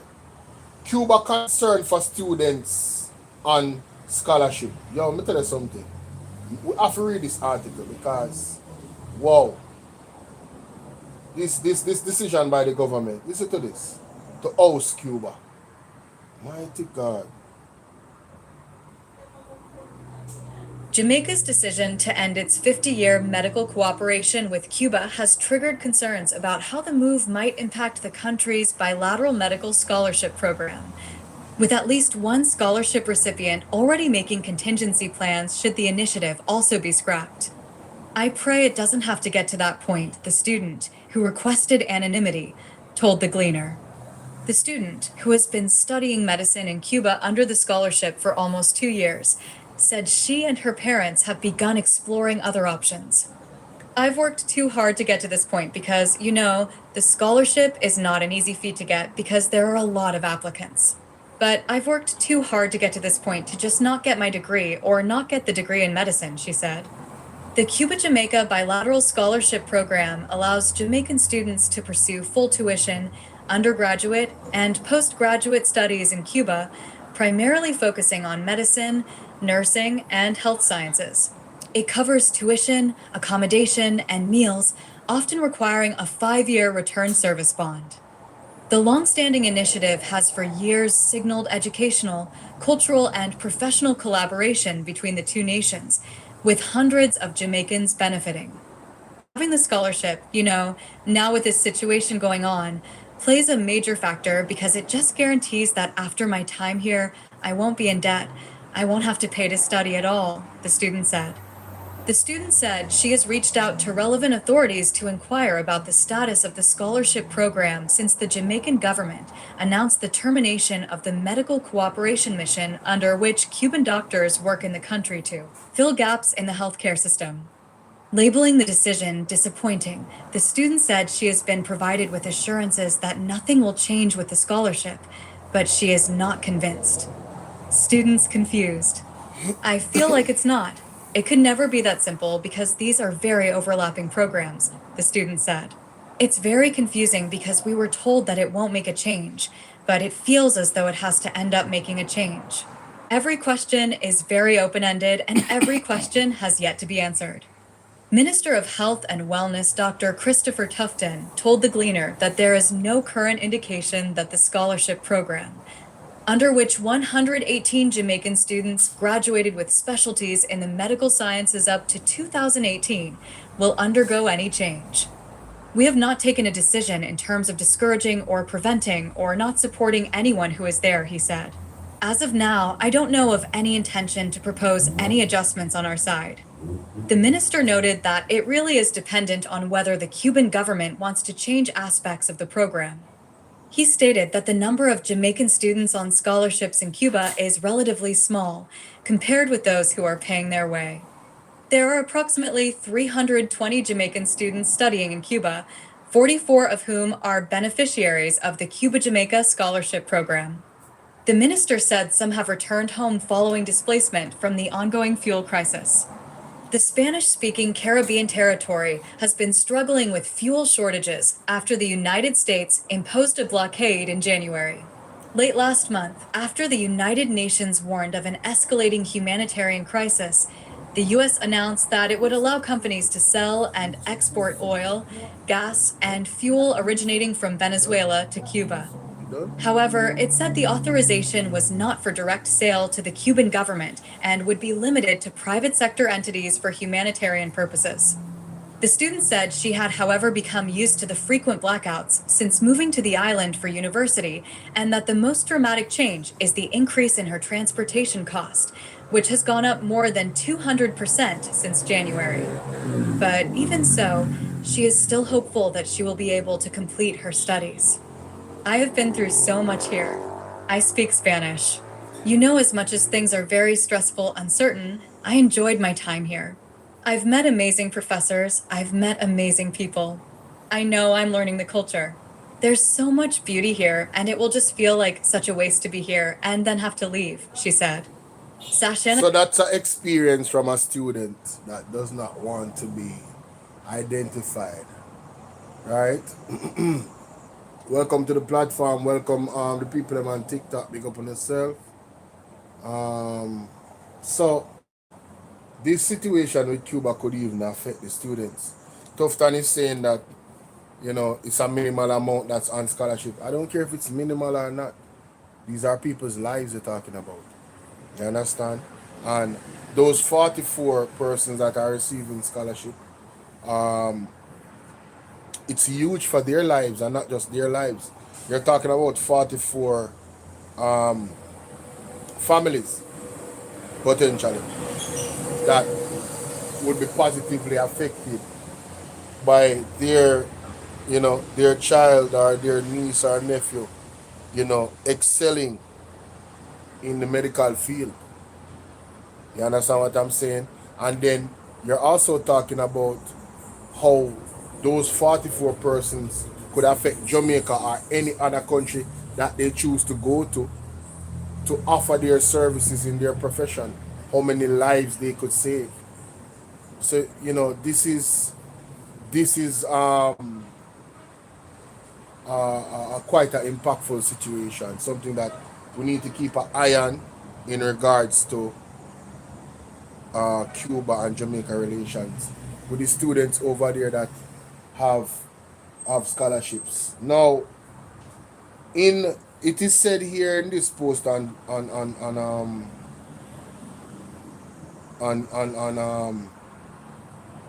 Facebook, I don't know what true it is, that every flight leaving Dubai is being escorted by a fighter jet. UAE is truly the best country in 2026. That's what it says. Yo, things are that bad. Things are that bad. Man, oh man. Boy, anyway. Let us move on, ladies and gentlemen. Let us move on. Wow. Things are really that bad though. Things are really that bad.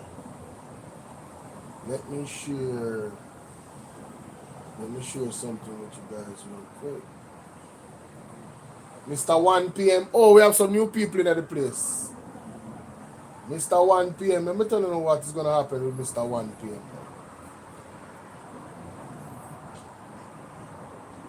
Let me go to my page here and send these links to these videos. Mystic Sensation.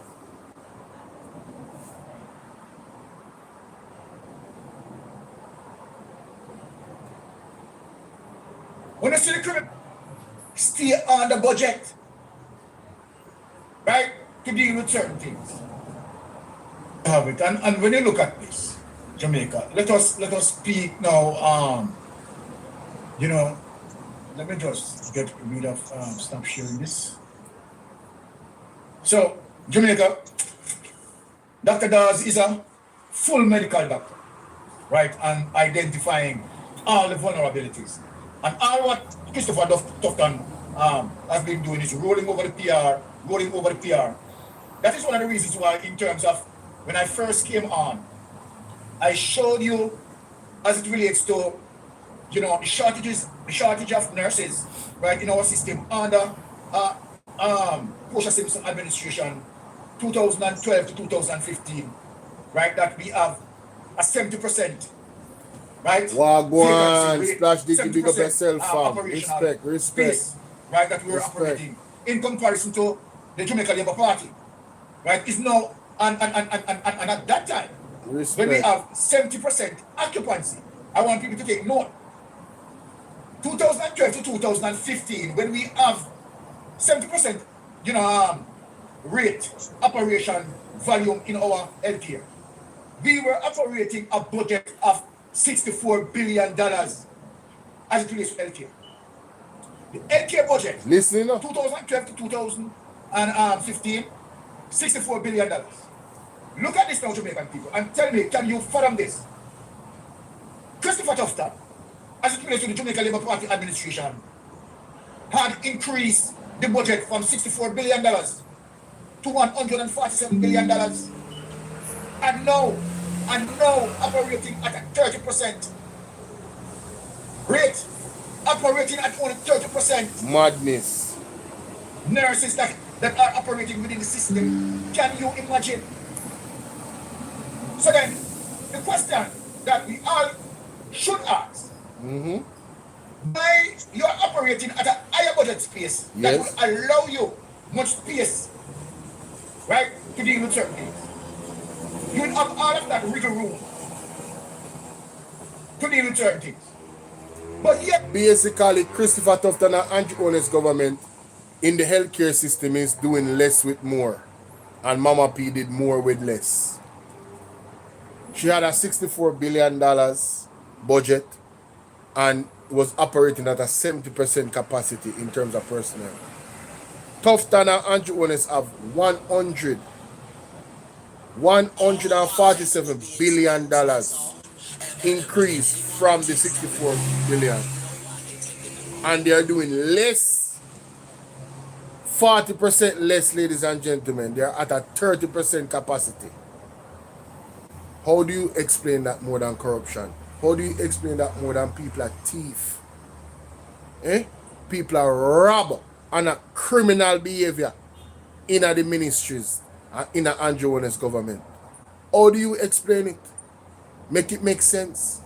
Know that the Cuban doctors are gone now. You see the one puppet man? Them 1 p.m. the one puppet man, you know. Yeah, man. Let's continue. Yes. You are more understaffed.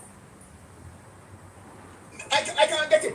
I don't get it either. $64 billion budget between 2012 to 2015 under the Portia Simpson.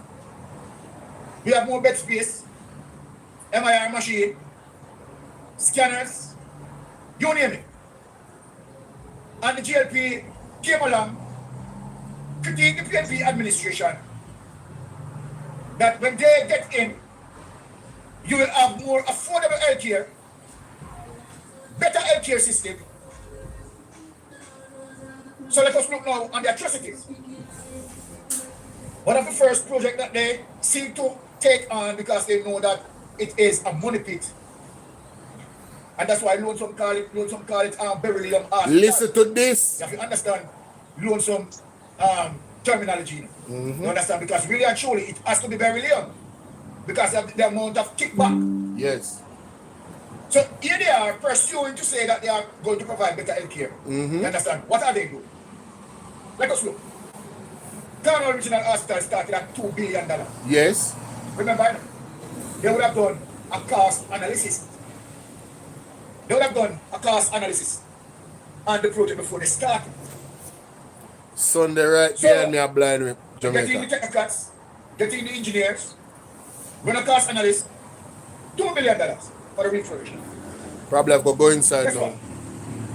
I want to stay outside, man. I want to stay outside. They said, okay, they want another cost analyst.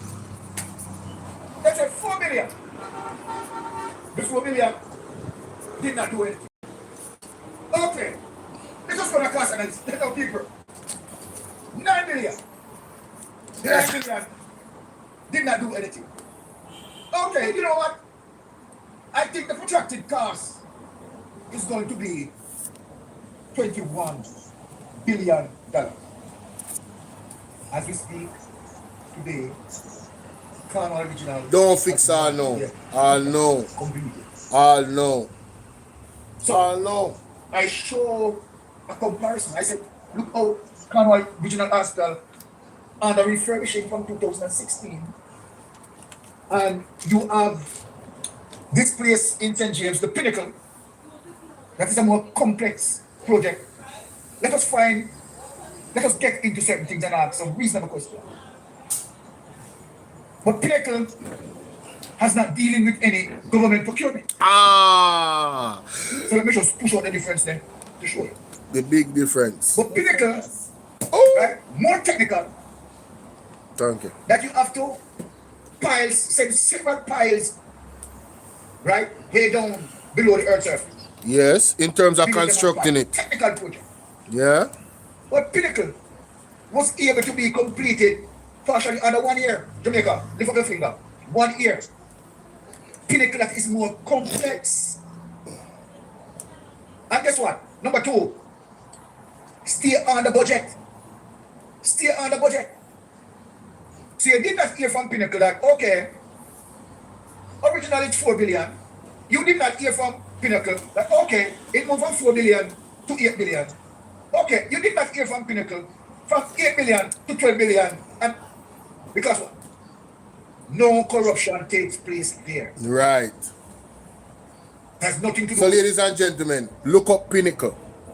Pinnacle is a building that is more complex in terms of the construction. And Pinnacle took 1 year. Cornwall Regional Hospital is refurbishing. And Cornwall Regional Hospital has not finished as yet since how long? Multiple years. Secondly, Pinnacle has gone under budget, meaning what they projected for it to cost, it costs less. Cornwall Regional Hospital, well, it has gone severely over budget from 2 billion to over 21 billion. What is the difference between these two entities? One, government deal with it and government contract. 2, Pinnacle independent and have nothing to do with the government. So who is corrupt? Who is corrupt, Jamaica? The government. There's no 2 ways about it. No 2 ways. Government procurement. But so you see the difference when private investors, right, are investigating. And they're serious about managing their budget. They can achieve as it relates to the exemption of corruption. Look at the government projects. Look at the government projects. Where you see the government use direct contract to employ their friends, kickback, and here it is, taxpayers feeling it. Partially, we're looking at an original hospital at a projected cost of about 21 billion. It is clear, Let me show Jamaica. you why high levels of criminality are going Andrew on Cornell Regional Hospital. and his administration High levels of criminality. is extremely corrupted. Before him go there, let me just remind you guys and them, the Adjuolus administration, that God not sleep, yeah? Let me just remind them, Jamaica. Let me just remind them. And we thank God we are seeing more and more church leaders speaking up about the 3 days. We are seeing an increase in that, and we're happy because initially it was the impression that, oh, it is Shuttleworth's idea. Poor me. Huh? My idea? Not my idea. Bag of flames, big up. So more and more as I'm seeing others, men and women of God, waking up to the reality and also daring to listen. They are now coming forward and said it's 3 days. Yes, it is. And the Lord had made that clear some years now. And we will continue to say it because that's what the Lord requires. Had some little prayer breakfast here and prayer breakfast there. Person saying, oh, we're going to be wearing black and we march. No, that's not what is required. What is required is that the nation of Jamaica must be locked down for 3 days. That is what is required. And then, as a nation, we will move the heart and the hand of God to extend mercy and to shift things and reset things in this island of Jamaica. Failing that, we will continue to see conditions deteriorating in Jamaica. My God. Through different types of adversities, including cataclysmic ones, and also what is now looming is external intervention into the affairs of this nation, which will lead to forced resignation of political leaders stepping down, yes, and also some of them being arrested publicly. That is looming, and I'm speaking prophetically as the Lord is showing, which would also tie into the prophecy of ruffling of feathers, plucking out of feathers, and clipping of wings. Yes. So if we don't repent, these are a number of things that are in the offing, and we will just see them unveiling or unfolding right before our very eyes. And we thank God we are seeing more. You hear that? That have to Andrew them. Let them know. Let's continue. I am going to show you something about what Andrew Owners allowed a known criminal to do. I am going to give you information as it relates to how the JP administration, knowing that this person is a criminal, and allow him to do this. Look at this, Jamaica. Look at this movie, this criminal. Where everyone, this man is a convicted criminal. Listen to this. And Andrew Owners allowing him to do this. Listen, look at this, people. Yes, look at this.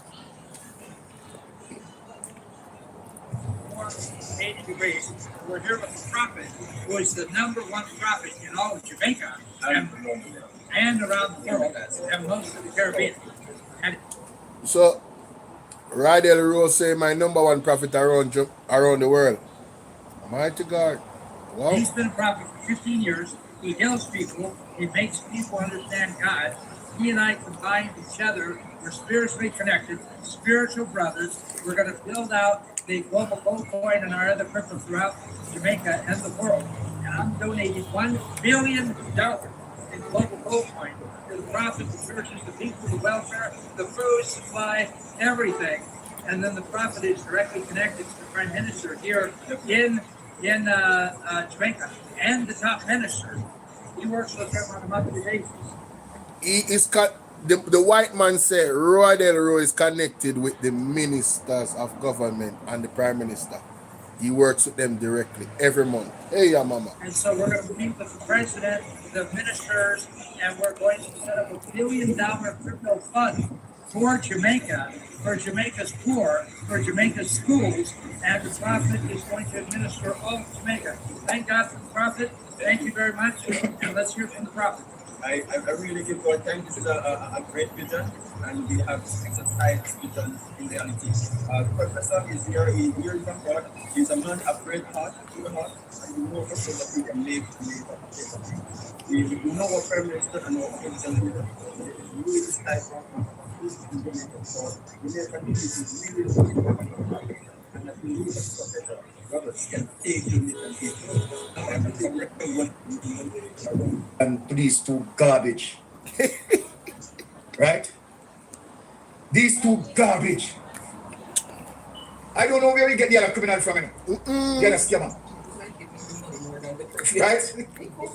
And believe me, talking about he's going to set up 1 billion crypto bomb to feed the people. Right now, if a bulla, I want to kill this one past 3 months in Yamitin. No, look who want to give $1 billion. Hey, Jamaica, we can't make up this enough. And these are the type of things that are happening in the country as a result of Andrew Wallace. Andrew Wallace friend, you know. Him and Andrew Wallace campaign together. Andrew Wallace friend. Andrew Wallace use him as it relates to his church to influence people to vote for JP. Moral Joseph. He is the one that said that Andrew Wallace should have 50 bank accounts. Eh? Sure is. People, this is sick enough. This is really sick.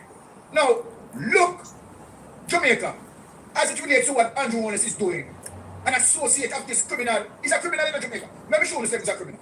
Go to the next document. Let me show you say the court found him guilty. Him is a criminal. Crazy.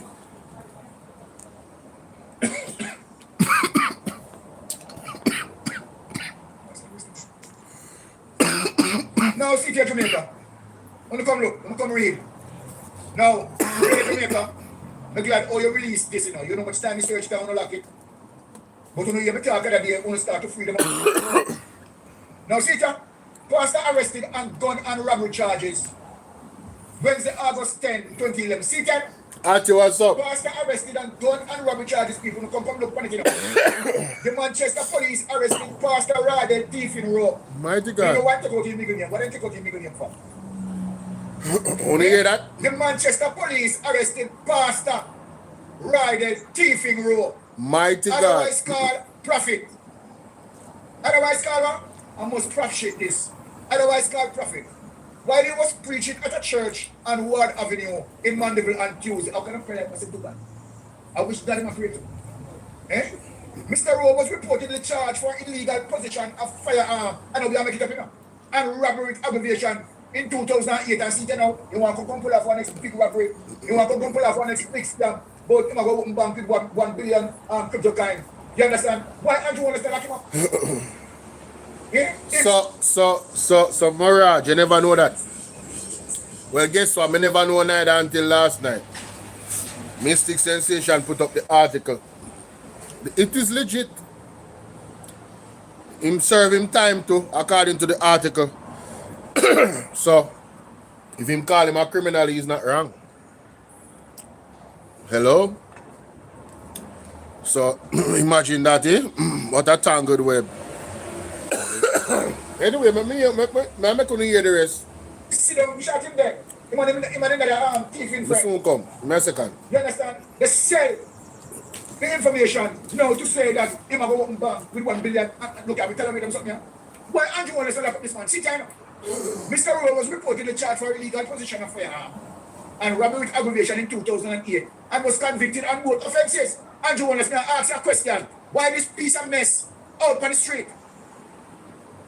Why this piece of mess out on the street? Chita, the Court of Appeal made an order that he be arrested and taken to prison to serve his sentence. Chita, we're the Jamaica news. Chita, Jamaica people. And Chita, the Court of Appeal made an order that he be arrested and taken to prison to serve his sentence. And Chita, Andrew Wallace sentences. And Chita now, Andrew Wallace have him out here. Take that away. Let me talk to the people. When you see the criminal people, when you see a banana republic, eh? When you see a banana republic, Patrick Bailey cannot be arrested. Rather, you cannot be arrested. So when people call a mistake sensation, and people are really caught by the criminal justice system, a lot of people are tell, I want to know if the people who call and say that they don't trust the criminal justice system. Are they like? Eh? The man found guilty. Let me answer. Oh, Sister P. Big up yourself, Sister P. Yes, go ahead.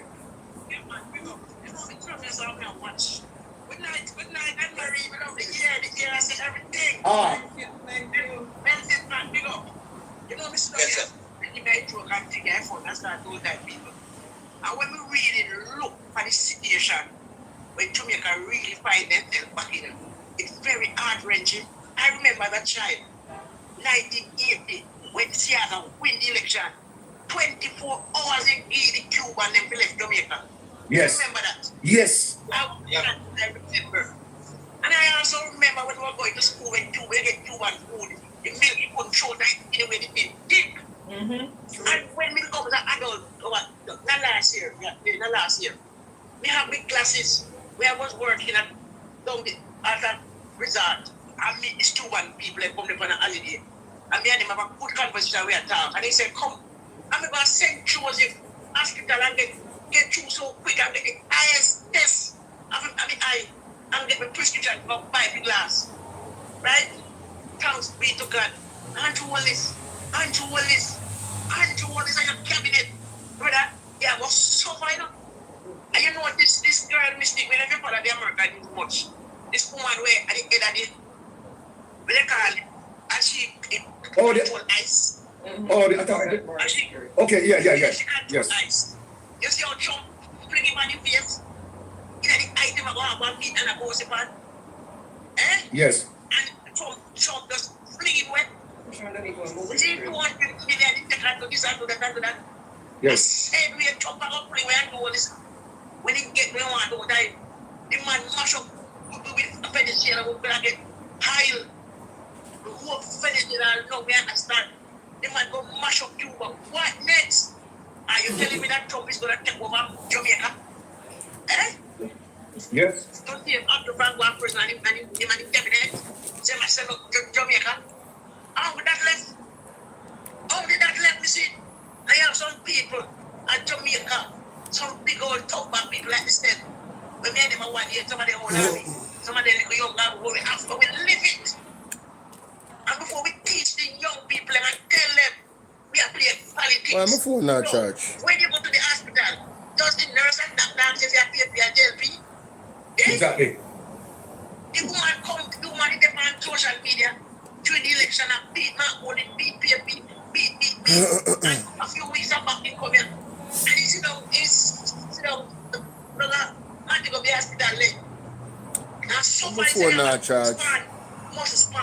It's not good. It's not good. And he said we're not dead. Before he put back up there. And everything where you see in video you put you. What more Jamaican want to see? That time we get up and get rid of anti-wallers and in media. Tough is not no manners. The opposition of it, then it's down the opposition throat. All this man market with him a post. If you look at this man market, the piece of a dead man over there, long time and take long to bury. If I go look for one body, we take long to bury. Mighty God. We want a criminal then in that parliament. And to be happy, we just sit down with them, so we understand the anything come at Jamaica. Big up Mama, but me go. Me go move on from that. I wonder who they behind me. Anyway. I go move on from that. Some more hot scoop there in a parliament today.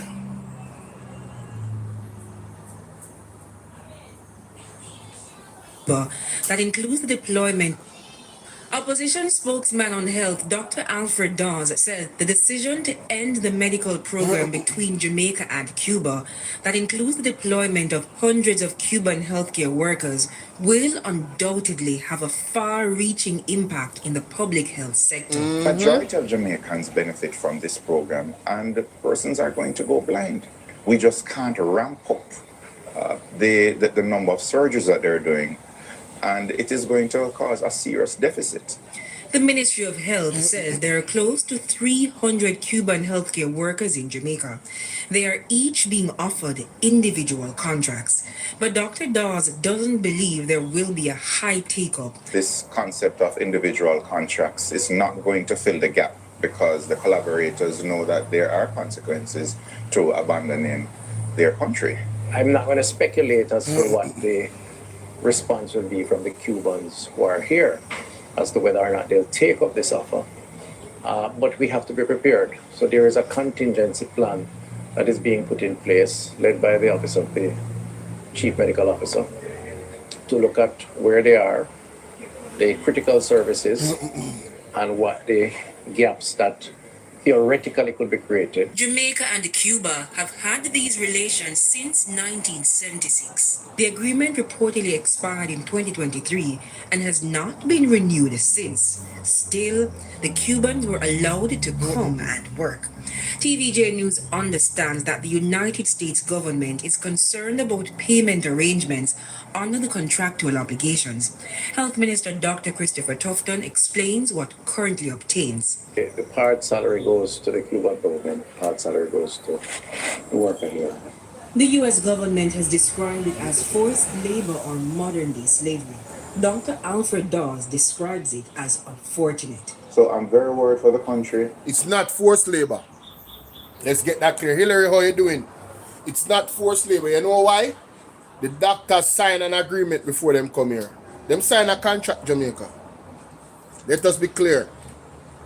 A contract is signed.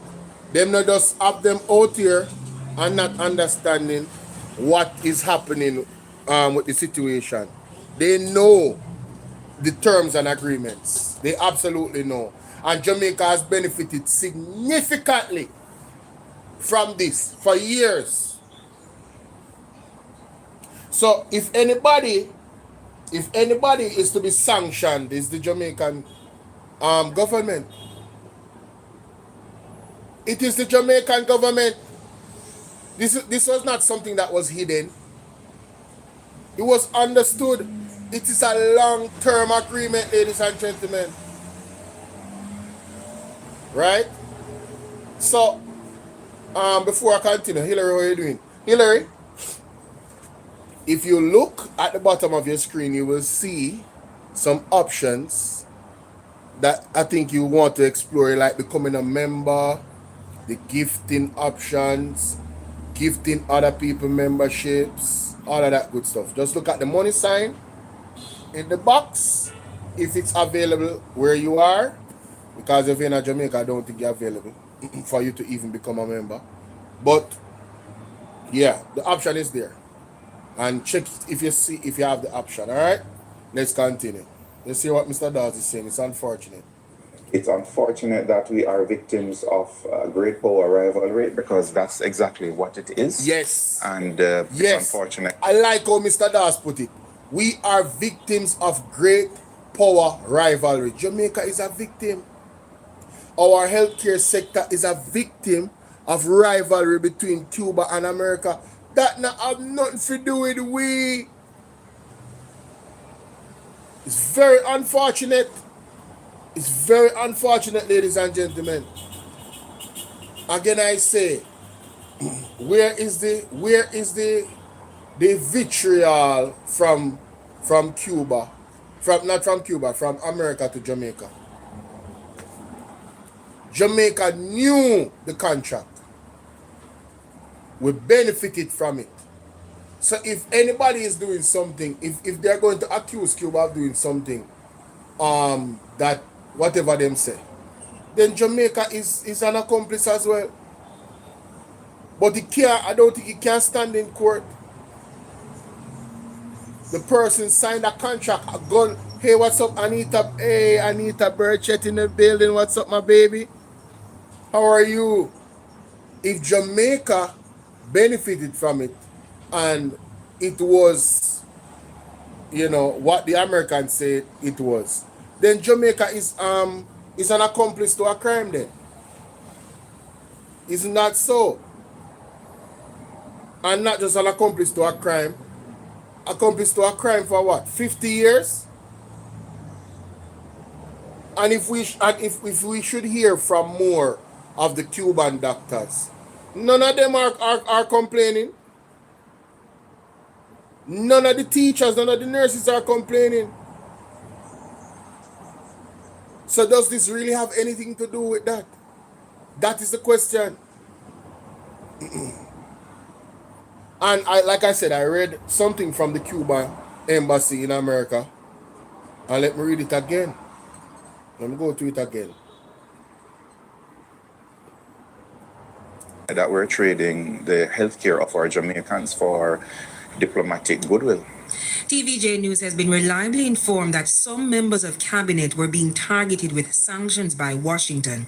A 2025 report by Free Society Project, also called the Cuba Archive, an NGO in Washington, D.C., recommended that the U.S. government sanction the Cuban and Jamaican officials under the anti-trafficking law. The report cited Prime Minister Dr. Andrew Holness and Dr. Christopher Tufton as defending the program. Dr. Tufton would not go into details, only saying that the international labor law concerns are valid. When you so me want to ask Tufton them if they never did know say the international labor laws are valid. Wow, you guys were oblivious to the international labor laws. Is no, you realize say it is valid. Then you not gonna get locked up then, man. You not gonna get locked up. You not gonna get locked up. If that is true and accurate, you guys are gonna get locked up.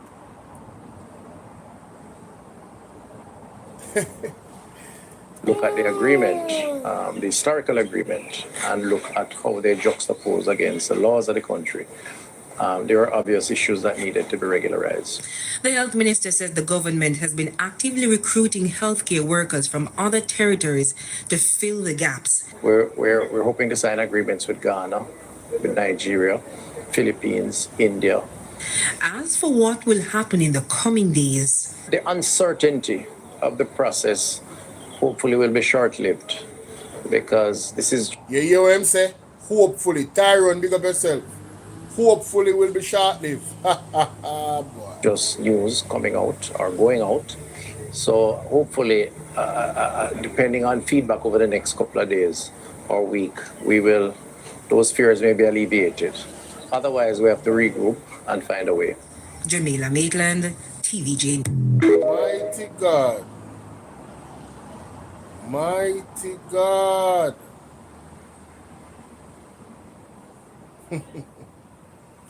Yo, I say everybody I talk about this. Everybody, all people we never talk about politics. Dr. Holness is an honorary doctor. Yeah? That means he never get no doctorate by go through no proper doctorate course. And I say Dr. Tufton, them man they are doctor in a marketing. He don't know nothing about medicine. So you see when you make him send home the Cuban doctor them, and go to the hospital and nobody know they food to take care of the kidney, and the grandkidney, and the parents, and them dead. Just remember man, 1 p.m. I love it. I absolutely love it. Then look on, hey, I'm bridging this on Facebook, you know. We not even know say this man a follow politics. He man a follow politics hard. No man. But you see when you have a child, you see when you have a family, what the politicians do affect you, you know, so you have to keep. Sorry. You have to keep an eye on those things. You see what I say? In our real life.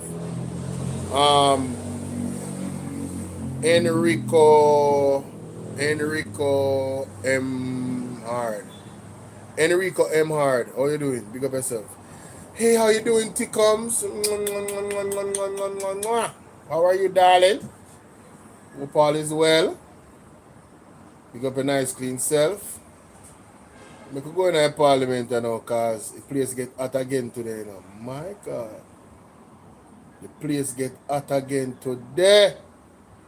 Just in case you didn't know. Oh.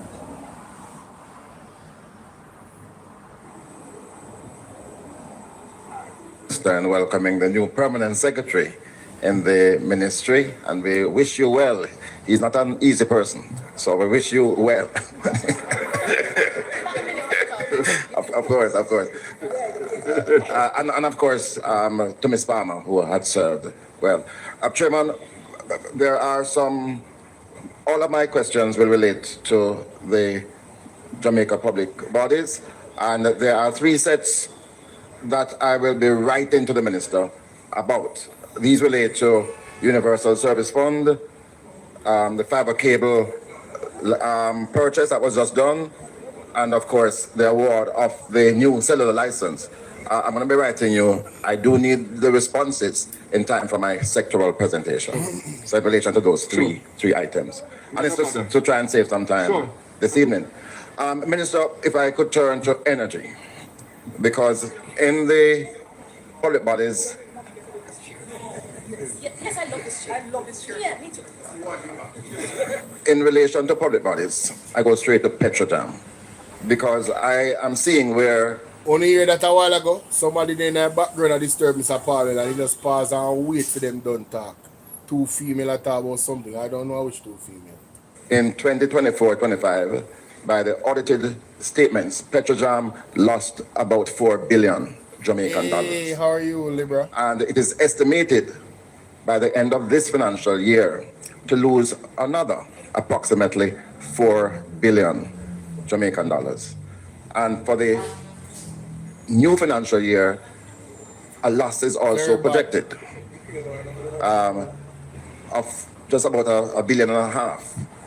So Petrojam, that used to be a profit-making enterprise, is losing money 3 years in a row. My God. And I know I've asked the minister already about the ZACA report and what was recommended, our own views about that. So I'd like the minister to outline today, where are we with Petrojam?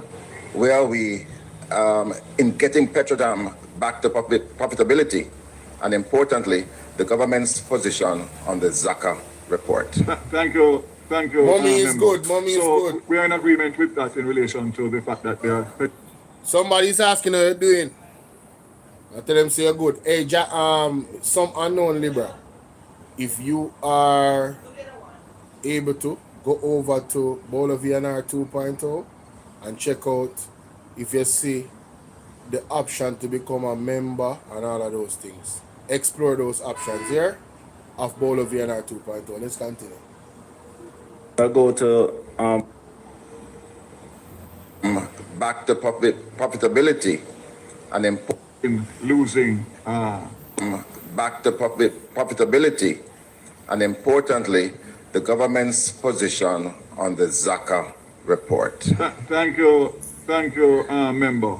So we are in agreement with that in relation to the fact that Petrojam has been losing money. And the key loss drivers are stagnant sale volumes due to more competition in the domestic market and high operating expenses. Petrojam has been losing market share to other importers. We have remained stagnant for the last 4 years with approximately 11.7 million barrels per year. What are we going to do about that? Obviously, we are going to make sure that we try to cut expenses. As a start, try and increase sales, reduction in cost of sales by sourcing finished products directly from refineries to reduce intermediary costs, implementing CAPEX projects that result in increased revenue, such as the asphalt production HFO feed storage project, which was commissioned in July 25, the new asphalt tank construction, the catalyst replacement to produce higher octane gasoline, and of course, cost control measures. Obviously, Chairman, elimination of discretionary spending, optimization of inventory to navigate price fluctuations, freeze on non-critical high-end, capex projects for cost savings, such as installation of solar panels for the 5 buildings. Just to say that there is a engagement by Petrojam of a consultant in November 25 to undertake a comprehensive technical and economic assessment of alternate operating options for the refinery within the existing framework. So we are at one with it, member, and obviously what we are going to aim to do this year is to reduce the losses with a view of trying to return to profitability. But just a follow-up on that, Minister, because in the book it says that you have this firm, Muse, Stencil and Co. But this was the same firm that we had used some years ago to provide a pathway for Petrojam, and that pathway included the expansion of the refinery, but very importantly, the utilization of new technology to enable the refinery to be far more efficient. The refinery is over 40 years old with old technology. Are you committing to implementing these proposals from the report? Well, first of all, when is that report going to be ready?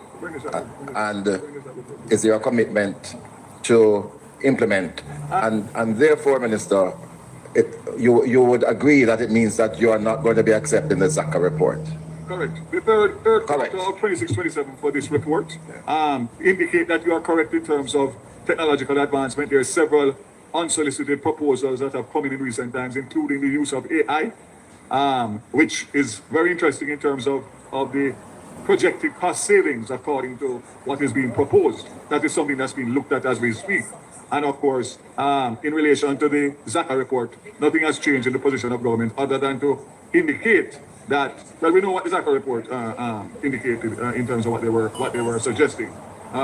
What I can say with what has been happening in recent times, a refinery or the strategic use of the refinery in this region has great opportunities. And as I said before, there is a heightened interest, especially over the last few weeks, in terms of persons and companies that are contacting Petrojam with different proposals, which we're going to look at all to see how we can take advantage, bearing in mind that the refinery has the ability to refine crude oil from Venezuela. So again, as it stands now, same situation that stood the last time I was here in relation to ZACA report, excepting that we think that having the refinery at this point will turn out to be a better opportunity than what was previously suggested. I'm happy to hear that. But we and I are always at one, you know. So in terms of Petrojam. Of course. But let us move to JPS, now. Because, Minister, we fought a lot recently when you announced that the government was going to be allocating this loan of 150 million. Yes. And we fought largely because there was an assumption that it would be costing the JPS a lot more to get full restoration. My question is, how much more than the 150 million, which is $24 billion, it is costing JPS for full restoration, and where is the balance of that money coming from? Thank you very much, member. But I would have to formally put what I already said at the postcard this week, that we are at 99% restoration as of February 28th. We are under 10,000 customers, of which the majority of those customers are in Westmoreland, 5,529 in Westmoreland, and 3,723 in St. Elizabeth, and 512 in St. James, totaling 9,764. So we don't need to go back over it. The decision of the government to loan the money for early restoration has been a huge success. We are intending on getting 5,000 more customers back up by the end of this month, and the balance by the end of April. That is the commitment of the JPS. To me, let's go to the funding. Because again, this was contentious, because right here in Parliament, it was said that we should release $150 million until we knew where the balance of money was coming Quite from. rightly. Well, the bottom line, if we had followed that, we But wouldn't be sitting here talking about these results as we speak. But let's leave that for the minute. The government of Jamaica loaned 150 million US. Yes? That's signed seal. The Electricity Disaster Fund provided 40 million US, which is a kind of quasi insurance for the transmission lines that cannot get insurance. And my information from JPS is that they have found and invested in the restoration 110 million. So let's make it clear. The government has loaned 150 million and have nothing in front of us for any discussion, verbally or in writing, for any additional funding. And we are at 99%, with 100% by April 2026. And let me remind the country that it was a JPS, not me, who said that without the intervention of the government, we will be looking at restoration by the last quarter of 2026, which will be September to December. And during the process, they revised that to the first quarter of 2027. I can't imagine a country going through that level of pain for a year. So anyway, that's where we are, and I want to make it very clear that the commitment of the government for the $150 million was committed and delivered, and we have nothing else in front of us. Minister, just for the records, we on this side, we want to commend the JPS for the work that they've been doing. I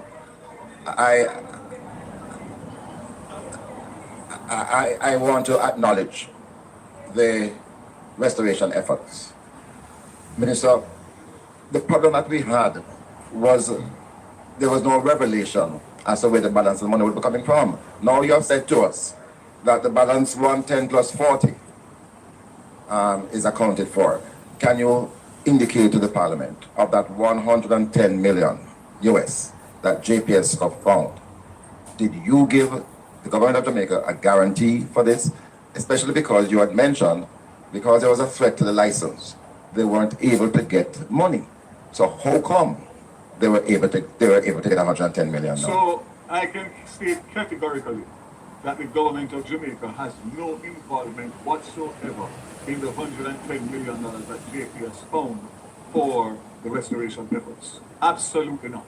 And I want to go further to say the decision of the government by separating the license and the renegotiation of a new license with the restoration, when we were being forced, not only by JPS, but by the lenders, to give them a 10-year extension to the existing license, for which I couldn't do as minister because I gave the country a commitment just last year, that a new license. So let me just leave it by saying, excellent decisions, tough decisions, good results on behalf of the people of Jamaica by a good government. Simple as.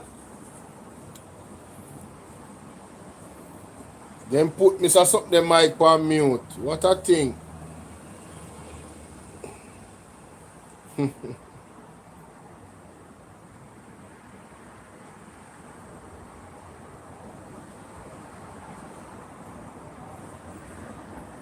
Still up on mute?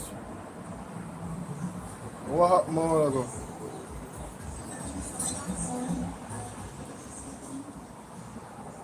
What is going on there? Quarter of 2020. As of the government of Jamaica a guarantee for this, especially because you had mentioned, because there was a threat to the license, they weren't able to get money. The restoration. Excellent decisions, tough decisions, good results on behalf of the people of Jamaica by a good government. Simple as. Yeah, he just went mute there, sir. Something wrong with the audio. All of the rest of that muted. I don't even understand what happened.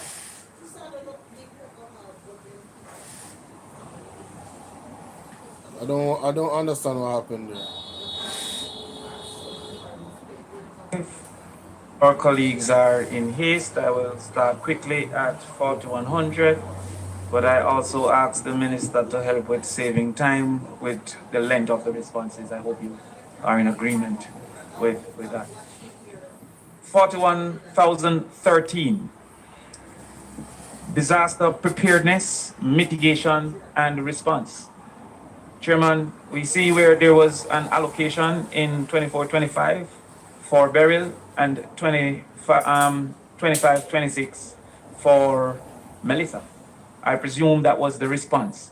However, I am concerned under disaster preparedness and mitigation that there is actually zero budget for 26-27. Can the minister explain why there is no budget for preparedness and mitigation, having had the last two experiences? All right, thank you very much for that question. And I believe yesterday at the start of the standing finance process, there would have been an amendment done to the big yellow book that we call it, where 18 billion was allocated to the Ministry of Education for that line. For that line. So this was an omission.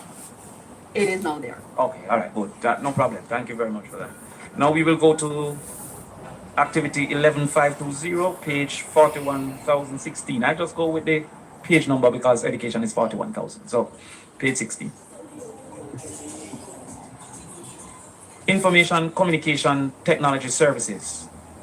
Now, as a part of that, it said that the Tablets in School initiative is a component of that. How many tablets were distributed in 2025 to early childhood, primary, and secondary institutions, respectively?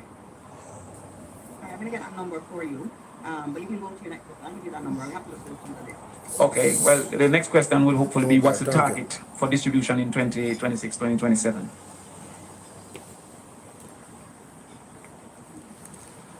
People? In terms of tablets, and remember that there are two different programs that we have. We have the tablets and we also have the laptops. And there are a couple different elements to the laptop program. So in terms of the tablets in school, I believe it's about 3,000 of them last year. But then there are the laptops. And one of the key things is that we're moving the laptops into the primary schools because we recognize that a lot of the tablets aren't able to run the programs that we want to run from the primary level. Yes. So our goal is to get our students to be as digitally literate as early as is possible. So we've actually shifted the target and our strategy away from the use of the tablets and more towards the use of the laptops. And so for primary schools, we have 5,000 laptops that were done last year, or in this financial year that's ending. So 5,000, and then we're going to be doing another 4,500 or so. So, Minister, the policy under the tablets in school was one tablet per person. That was the aim. Is it a similar aim for laptops?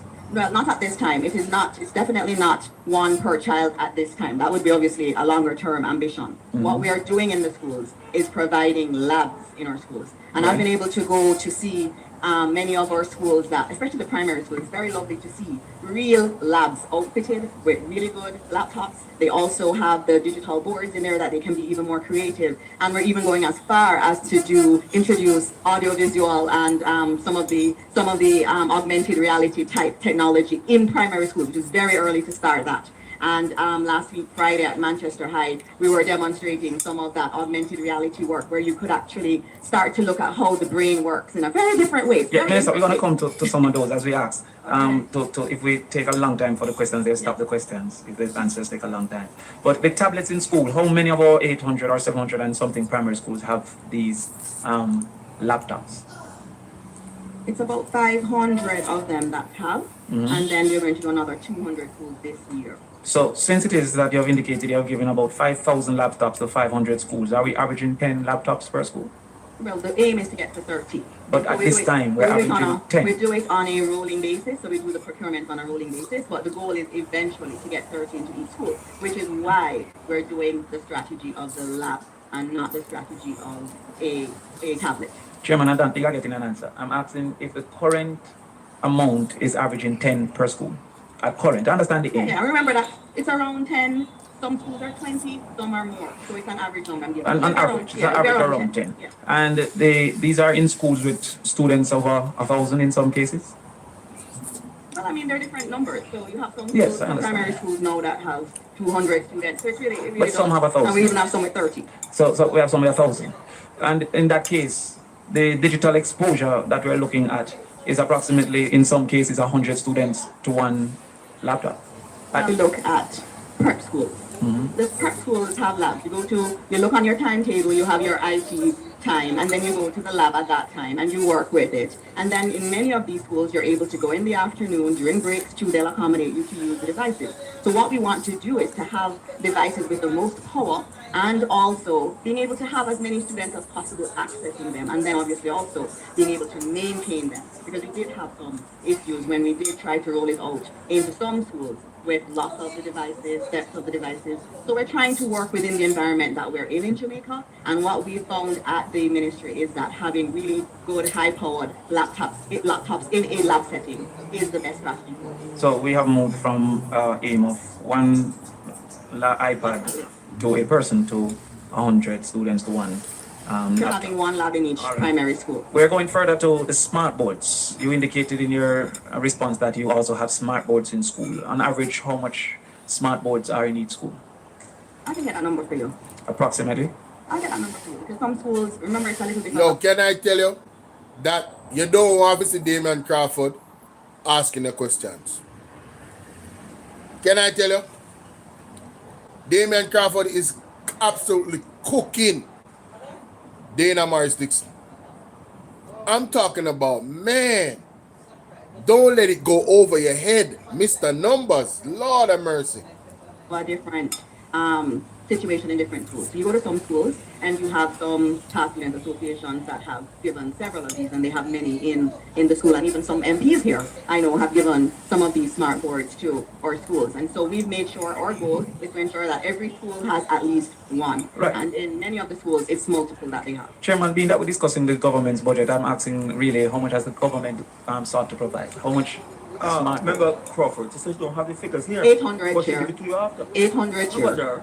800. But I thought you said you didn't have it. Thus far, and remember we are getting them on a rolling basis, so there are more to come in this financial year. So, you see, she embarrassed Everal Warmington, you know, because Everal Warmington come to her defense now, saying that, member, she said she don't have the numbers here. What she's doing is sensationalizing.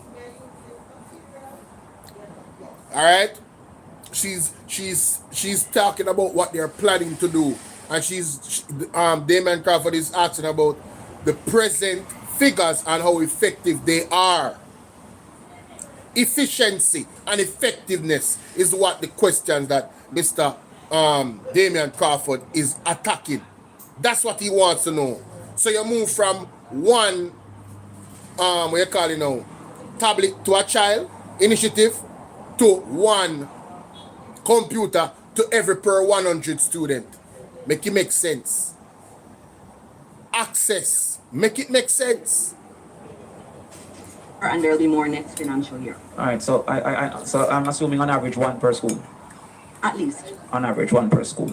And Minister, with that headline, it's stable in a class or is in a particular room? It depends on the school. So I have some schools, for example, that are quite creative. I went to one school in St. Thomas that had the smart board and the technology primarily in a room that was for the students who had literacy and numeracy problems. And the reason they did that was because sometimes the students would feel stigmatized with having to be pulled out and put into a room separate. And so what they did was to give them the best technology. So they always wanted to go to their literacy class and their numeracy class because they had the best technology there. And so that's one way some schools use it, other schools do it in a different way. Okay. So with an average of 40 classrooms, you're saying on average 90% of the students at any given time will not have access to a smart board. What about the own your own device program? You have to bring your own device to school program? No, there was an announcement of an OYOD, own your own That was device. during COVID. I'm not in COVID anymore. Right, so vouchers were given for students to purchase their own device. That program has been discontinued. Chris, big up. Yes. Okay. Activity 12.829, page 16.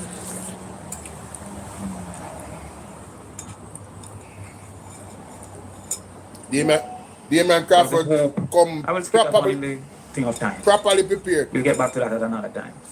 Page 16, technical vocational education. Do you have an estimate, Minister, of the shortage of TVET instructors across the system?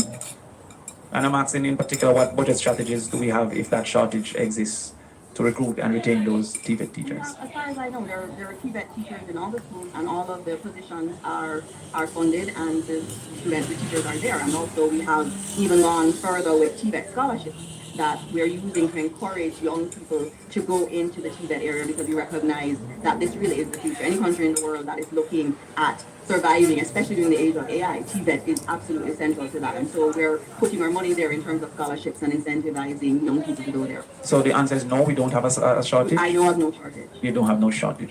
You expounded upon the importance of TVET. The program was announced by the very, very Honorable Minister of Finance from Ty Dixon, called the Primary School, TVET in Primary School program. Is that program still on, and what is the budget allocation for that? Yes, that's the project-based learning that we do. It's the program we have, and it is extended in grade 4 to 6. And this is in how many schools are current?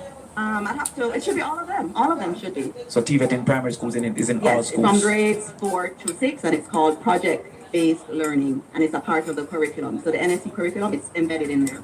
All right, activity 12836, we see guidance counseling services for 203 million. Is this the guidance counselors in all schools, or is this a centralized unit for guidance and counseling? That's in the ministry. So it's a centralized unit Yes, for guidance and counseling. Now, in addition, what's the number of counselors, however, that we have in schools, or the ratio? About 1,000, a little bit over 1,000. A little bit over 1,000. And in schools, how many students do we have those servicing? It would be all students in almost all schools. Which, about 420,000? No, man, it's not that. Let me tell you how many students we have. We have 372, 293. In primary and secondary school? Correct. So you have 372,000. So you have a current ratio of 1 to 370 students. Yes, I think you need to look at global averages. It's actually 1 to 250.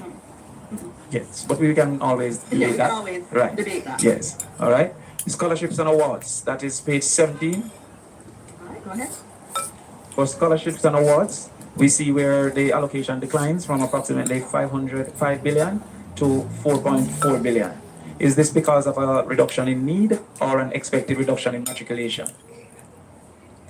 All right, so what we've done really is our reallocation within that same line. So if you go further down, you saw the Student Financial Assistance Program. The Student Financial Assistance Program, yes. Yes, so that one would have increased in terms of the... Actually, no, Minister, unless my glasses isn't working, that one was 194 in the approved estimates, and it's 194. No, we're talking about increase over time. So no, we're talking about last year compared to this year, Minister. Last year, the scholarships and awards was 5 billion, 5.1 billion. It reduced this year to 4.4 billion. Last year, the financial assistance to students was 194 million, and it remained at 194 million. So that would not have been a reallocation. I'm going to give you that one because I know I got a note on this one where it had been reallocated. So I'll just look back and get it to you. All right, I would be happy to get that one. Early childhood education. That is 19. Minister, this header under pre-primary education could be quite misleading, as most of us would not have estimated that pre-primary education would have included grades 1 to 3 in the allocations. It reads here that the institutions involved are daycare centers, brain builder centers, basic schools, infant departments, grades 1 to 3, community-based sponsoring bodies, etc., etc. So would this budget include the cost for teachers, etc., in the primary school components for grades 1 to 3? In terms of definitions, globally, the definition of early childhood is now 0 to 8. And so that's the reason why in our programming, and it's when I first went to the ministry, I was like, it should be 0 to 5. Primary should not be in the early childhood, but the international definition standard is that it goes up to 0 to 8. And so in our budget, the allocation for grades 1 to 3 would be contained. Right. I understand the global realities, but the cultural expectation might have assumed that early childhood was getting 7 billion, not recognizing that the primary school component of grades 1 to 3. Right, and this is a good opportunity. I'm glad you raised it because it's an opportunity for us to have Jamaica understand. Okay, so outside of those in grades 1 to 3, would you be able to tell us what the actual budget for the basic school components are? Break that element out. Right. Okay, All right, I'd be happy to see that. But in the meantime, can you tell us how many early childhood institutions currently operate in Jamaica, not including grades 1 to 3? We're really talking about the cultural understanding of under 6 years old. Already? Yes, ma'am. Okay, so it's 2004-23 in terms of the pure budget to early childhood. And there are other pieces from other parts of the budget. We allocate about 9 billion to what you're speaking to, which is the DPC. So you're speaking of those in the basic school level. Yes. So that would be your infant department and so on. It's around 9 billion. I had asked that question, so I got a preliminary. Well, Minister, I'm confused because the full line for early childhood included 1 to 3 is 7 billion. So a subset of 7 billion is 9 billion? How is that possible? So remember that there's also maintenance lines where we have to maintain the schools. And then also, in addition to my 9 billion, I'm also including the salary that we pay out at the ministry for the early childhood institution. Minister, I don't want to delay my colleagues. However, I'm speaking specifically to this line here, which speaks to program and activities, where pre-primary education, direction, rehabilitation and works, private education support, delivery, all added up to 7 billion. Yes, So it remember, includes rehabilitation and works. But remember, it does say in the notes that this relates to the Early Childhood Commission. What I'm noting is that the ministry also carries other pieces of the budget that are not through the Early Childhood Commission. So there are teachers that are on the establishment that we pay for in central ministry that would not be reflected in that line, which is for ECC.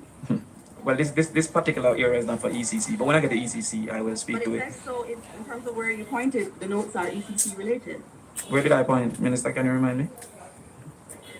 10,005. I thought that's where you were. No, 10,005. I'm at page 19.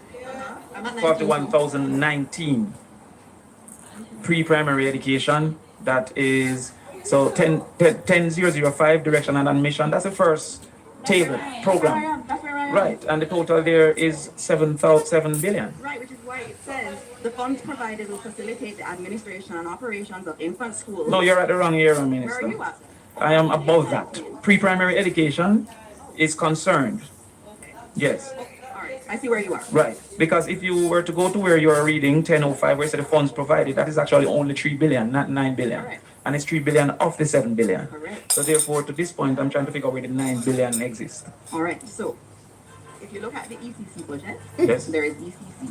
Yes, I'll get to that soon. Right, and then you have to look at the agency budget, and then you also look at the fact that in the ministry, embedded in the ministry, Yes. in our line for teachers, Yes. there is a cohort of teachers. All right. That is for ECC. And so when I give you 9 billion Yes. in the ministry, I have to get numbers that I can work with. So in terms of directing strategy. And so for me, my request of finance was, can you give me the total amount that we would give to what we would traditionally think of early childhood, not going by the definition that we have in the book, but generally going by early childhood. So the book would be misleading at this point.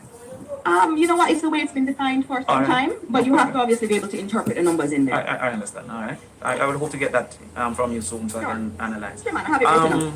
Miss Travel Boo, what's up? So you indicated 2,400 institutions? Ours, Miss Travel Balls. What's up, baby? How many are registered? Official how many are travel licensed balls. to operate, and how many are certified? There's over 300 that are certified. And I know your next question, that rate sounds low, but we're going to be doing 95, I think it's about 90-something% are registered. So 90-something% are registered, and what about licensed to operate? How many have a current license to operate? Once they're registered, they're licensed to operate. Actually, all right, I won't delay. But on the certification? The certification, 300. So of the 2,440 schools, only 300 are certified currently. Correct, fully certified.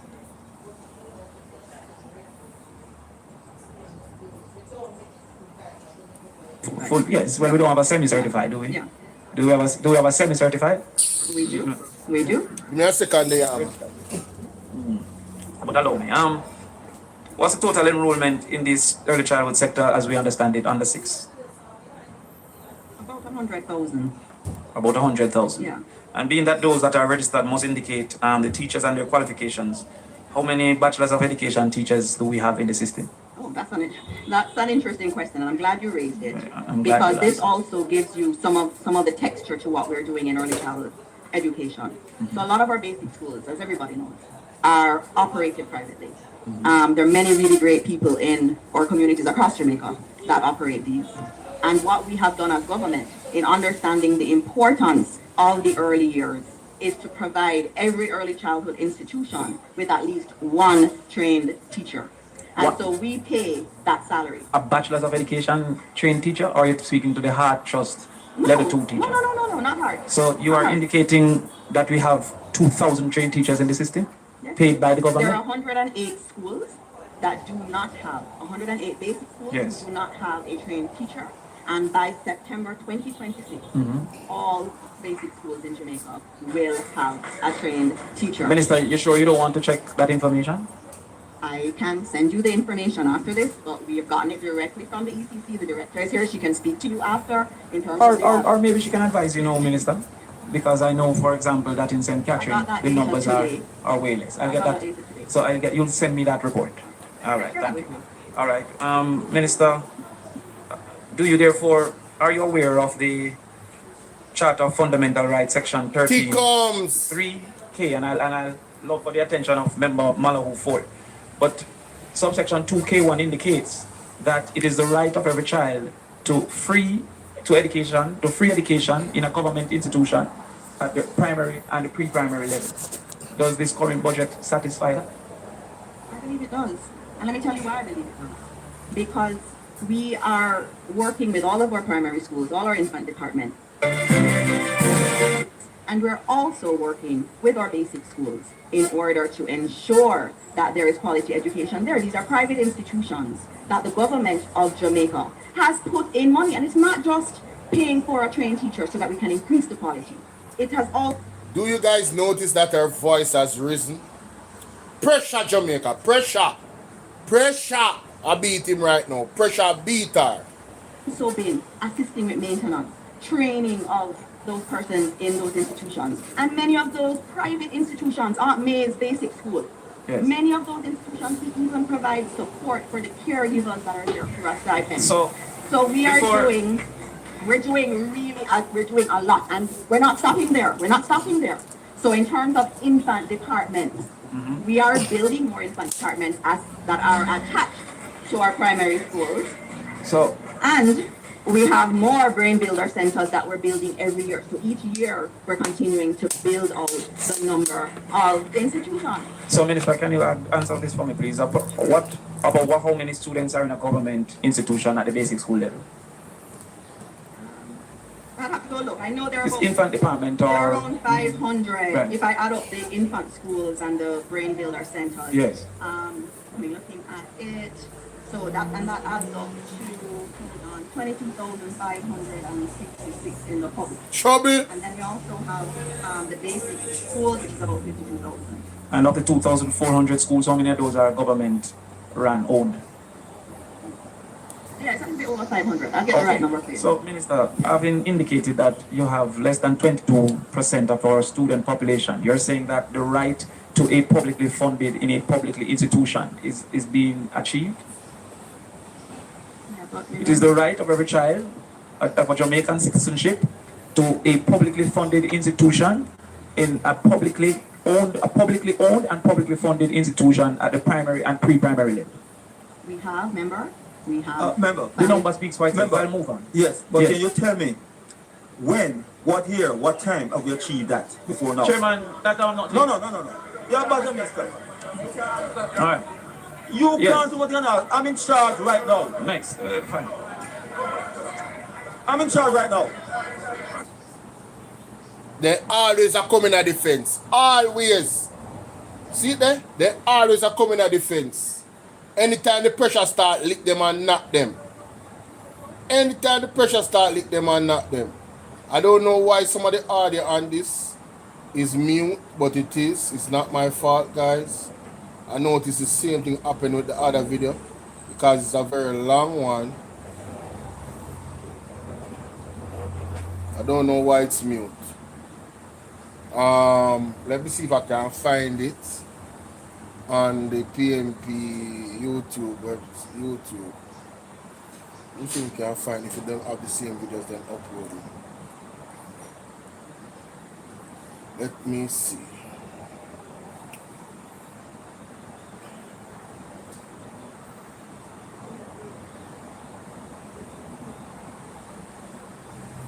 Got it.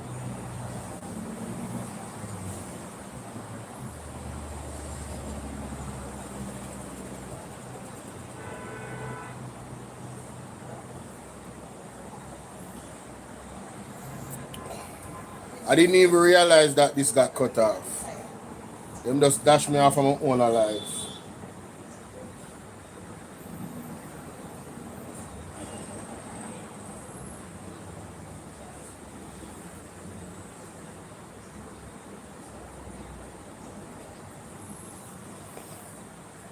Mr. Chairman, I want to be very efficient with the questions that I want to ask. Yes, so the first one I want to talk about is Spark. And I am pleased to hear the minister say that we're not talking about standard, we're dealing with information sharing and we're dealing with quality. I, in this matter, speak on behalf of the people of Southwest St. Andrew. And I have some challenges with how we have been approaching the Spark program. And let me be clear that it hasn't been the same for each contractor, stroke subcontractor. But what I find is, I don't believe that, as was said earlier, that any MP should have to write you to get the scope and the details of the work to be done. I find it very dysfunctional that you send to say, this road has been approved. And then the next thing somebody said, send me a liaison. The first thing to remember in this is that the relationship that is being established between whoever the contractor or the contractor's liaison is with who is a liaison from the constituency is one of authority and power. And what that means when you seek not to include the member of parliament in terms of the details about what is to be done, so that you are clear in being able to look and to monitor and to choose the appropriate individual who can manage that, means that you leave the thing wide open. I'll tell you that sometimes I suspect that it is being done deliberately because it is a way of trying to keep the member of parliament out of the loop and in the dark. I'm telling you, that's why I'm raising it here, right? So I raise that. The scope, I think, is very important because if we look at Oakland Crescent, for example, that was started, people come and all you see happening is the sidewalk being dug up. Nobody knows if the road itself is going to be fixed, when in fact their priority is the road to be fixed. When you dig up the sidewalk, a little rain falls, nobody knows if NWA, the contractors or anybody has taken into consideration that the carrying capacity of water on that road is tremendous. And if something is not done to carry that water off the road, whatever road you put up there is going to be damaged in no time. Yes? And so as would have happened is that the last time some rain fell, every house on that road got flooded out. And whatever little sand, whatever was there, that got washed away. So again, it is a waste of resources. Yes? And I believe if there was that conversation before, some of these things would have been explored and they could have been prevented. So I want to make sure that that does not happen in the future, and I'd like to see that fixed. Don't ramp with Miss Angela Brownberg here. That's a very valid point that she made right there. Very valid point. I'll go to sporting talent, cultivation, and excellence. Can you just break out to me what that entails, please? Minister, when you're responding, please still respond. It's forward to the mic, so Hansard is able to pick up the record.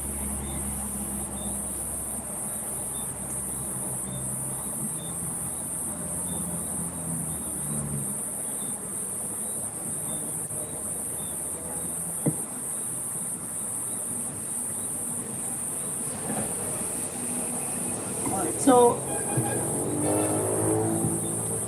Institute of Sports is the body, I would say, the counterpart to the Jamaica Cultural Development Commission. And they have sports officers in every parish. And the various competitions are hosted by them, primarily through the school. And that's basically how those funds are spent. Okay, thanks. Why the man must shut off? Why the man must shut off my life? Why the man shut off my life? How are those funds disbursed? Sporting federations. Yo, what the hell is going on, man? Why they shutting off my life, bro? It's the second time now my phone I shut off. What the hell is going on?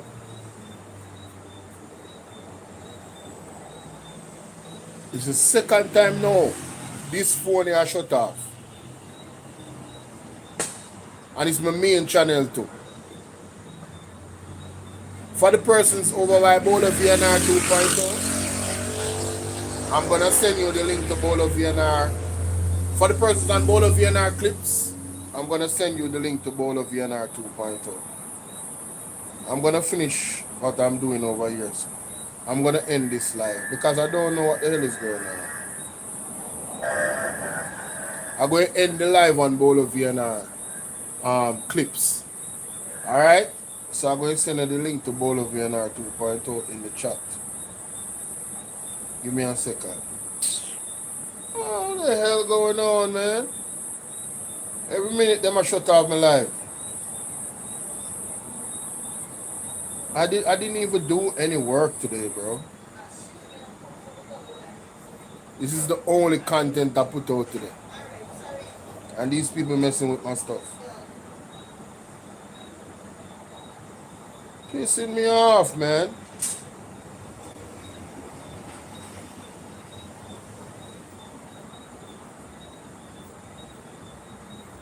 All these monitoring spirits for the Jamaica Labour Party.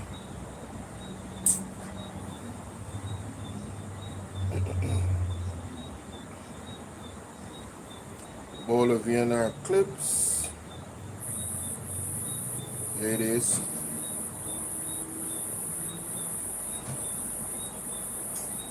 Yes, I'm dropping the link now. Dropping the link. You guys can just click on the message right there and join. All right? Yeah, man.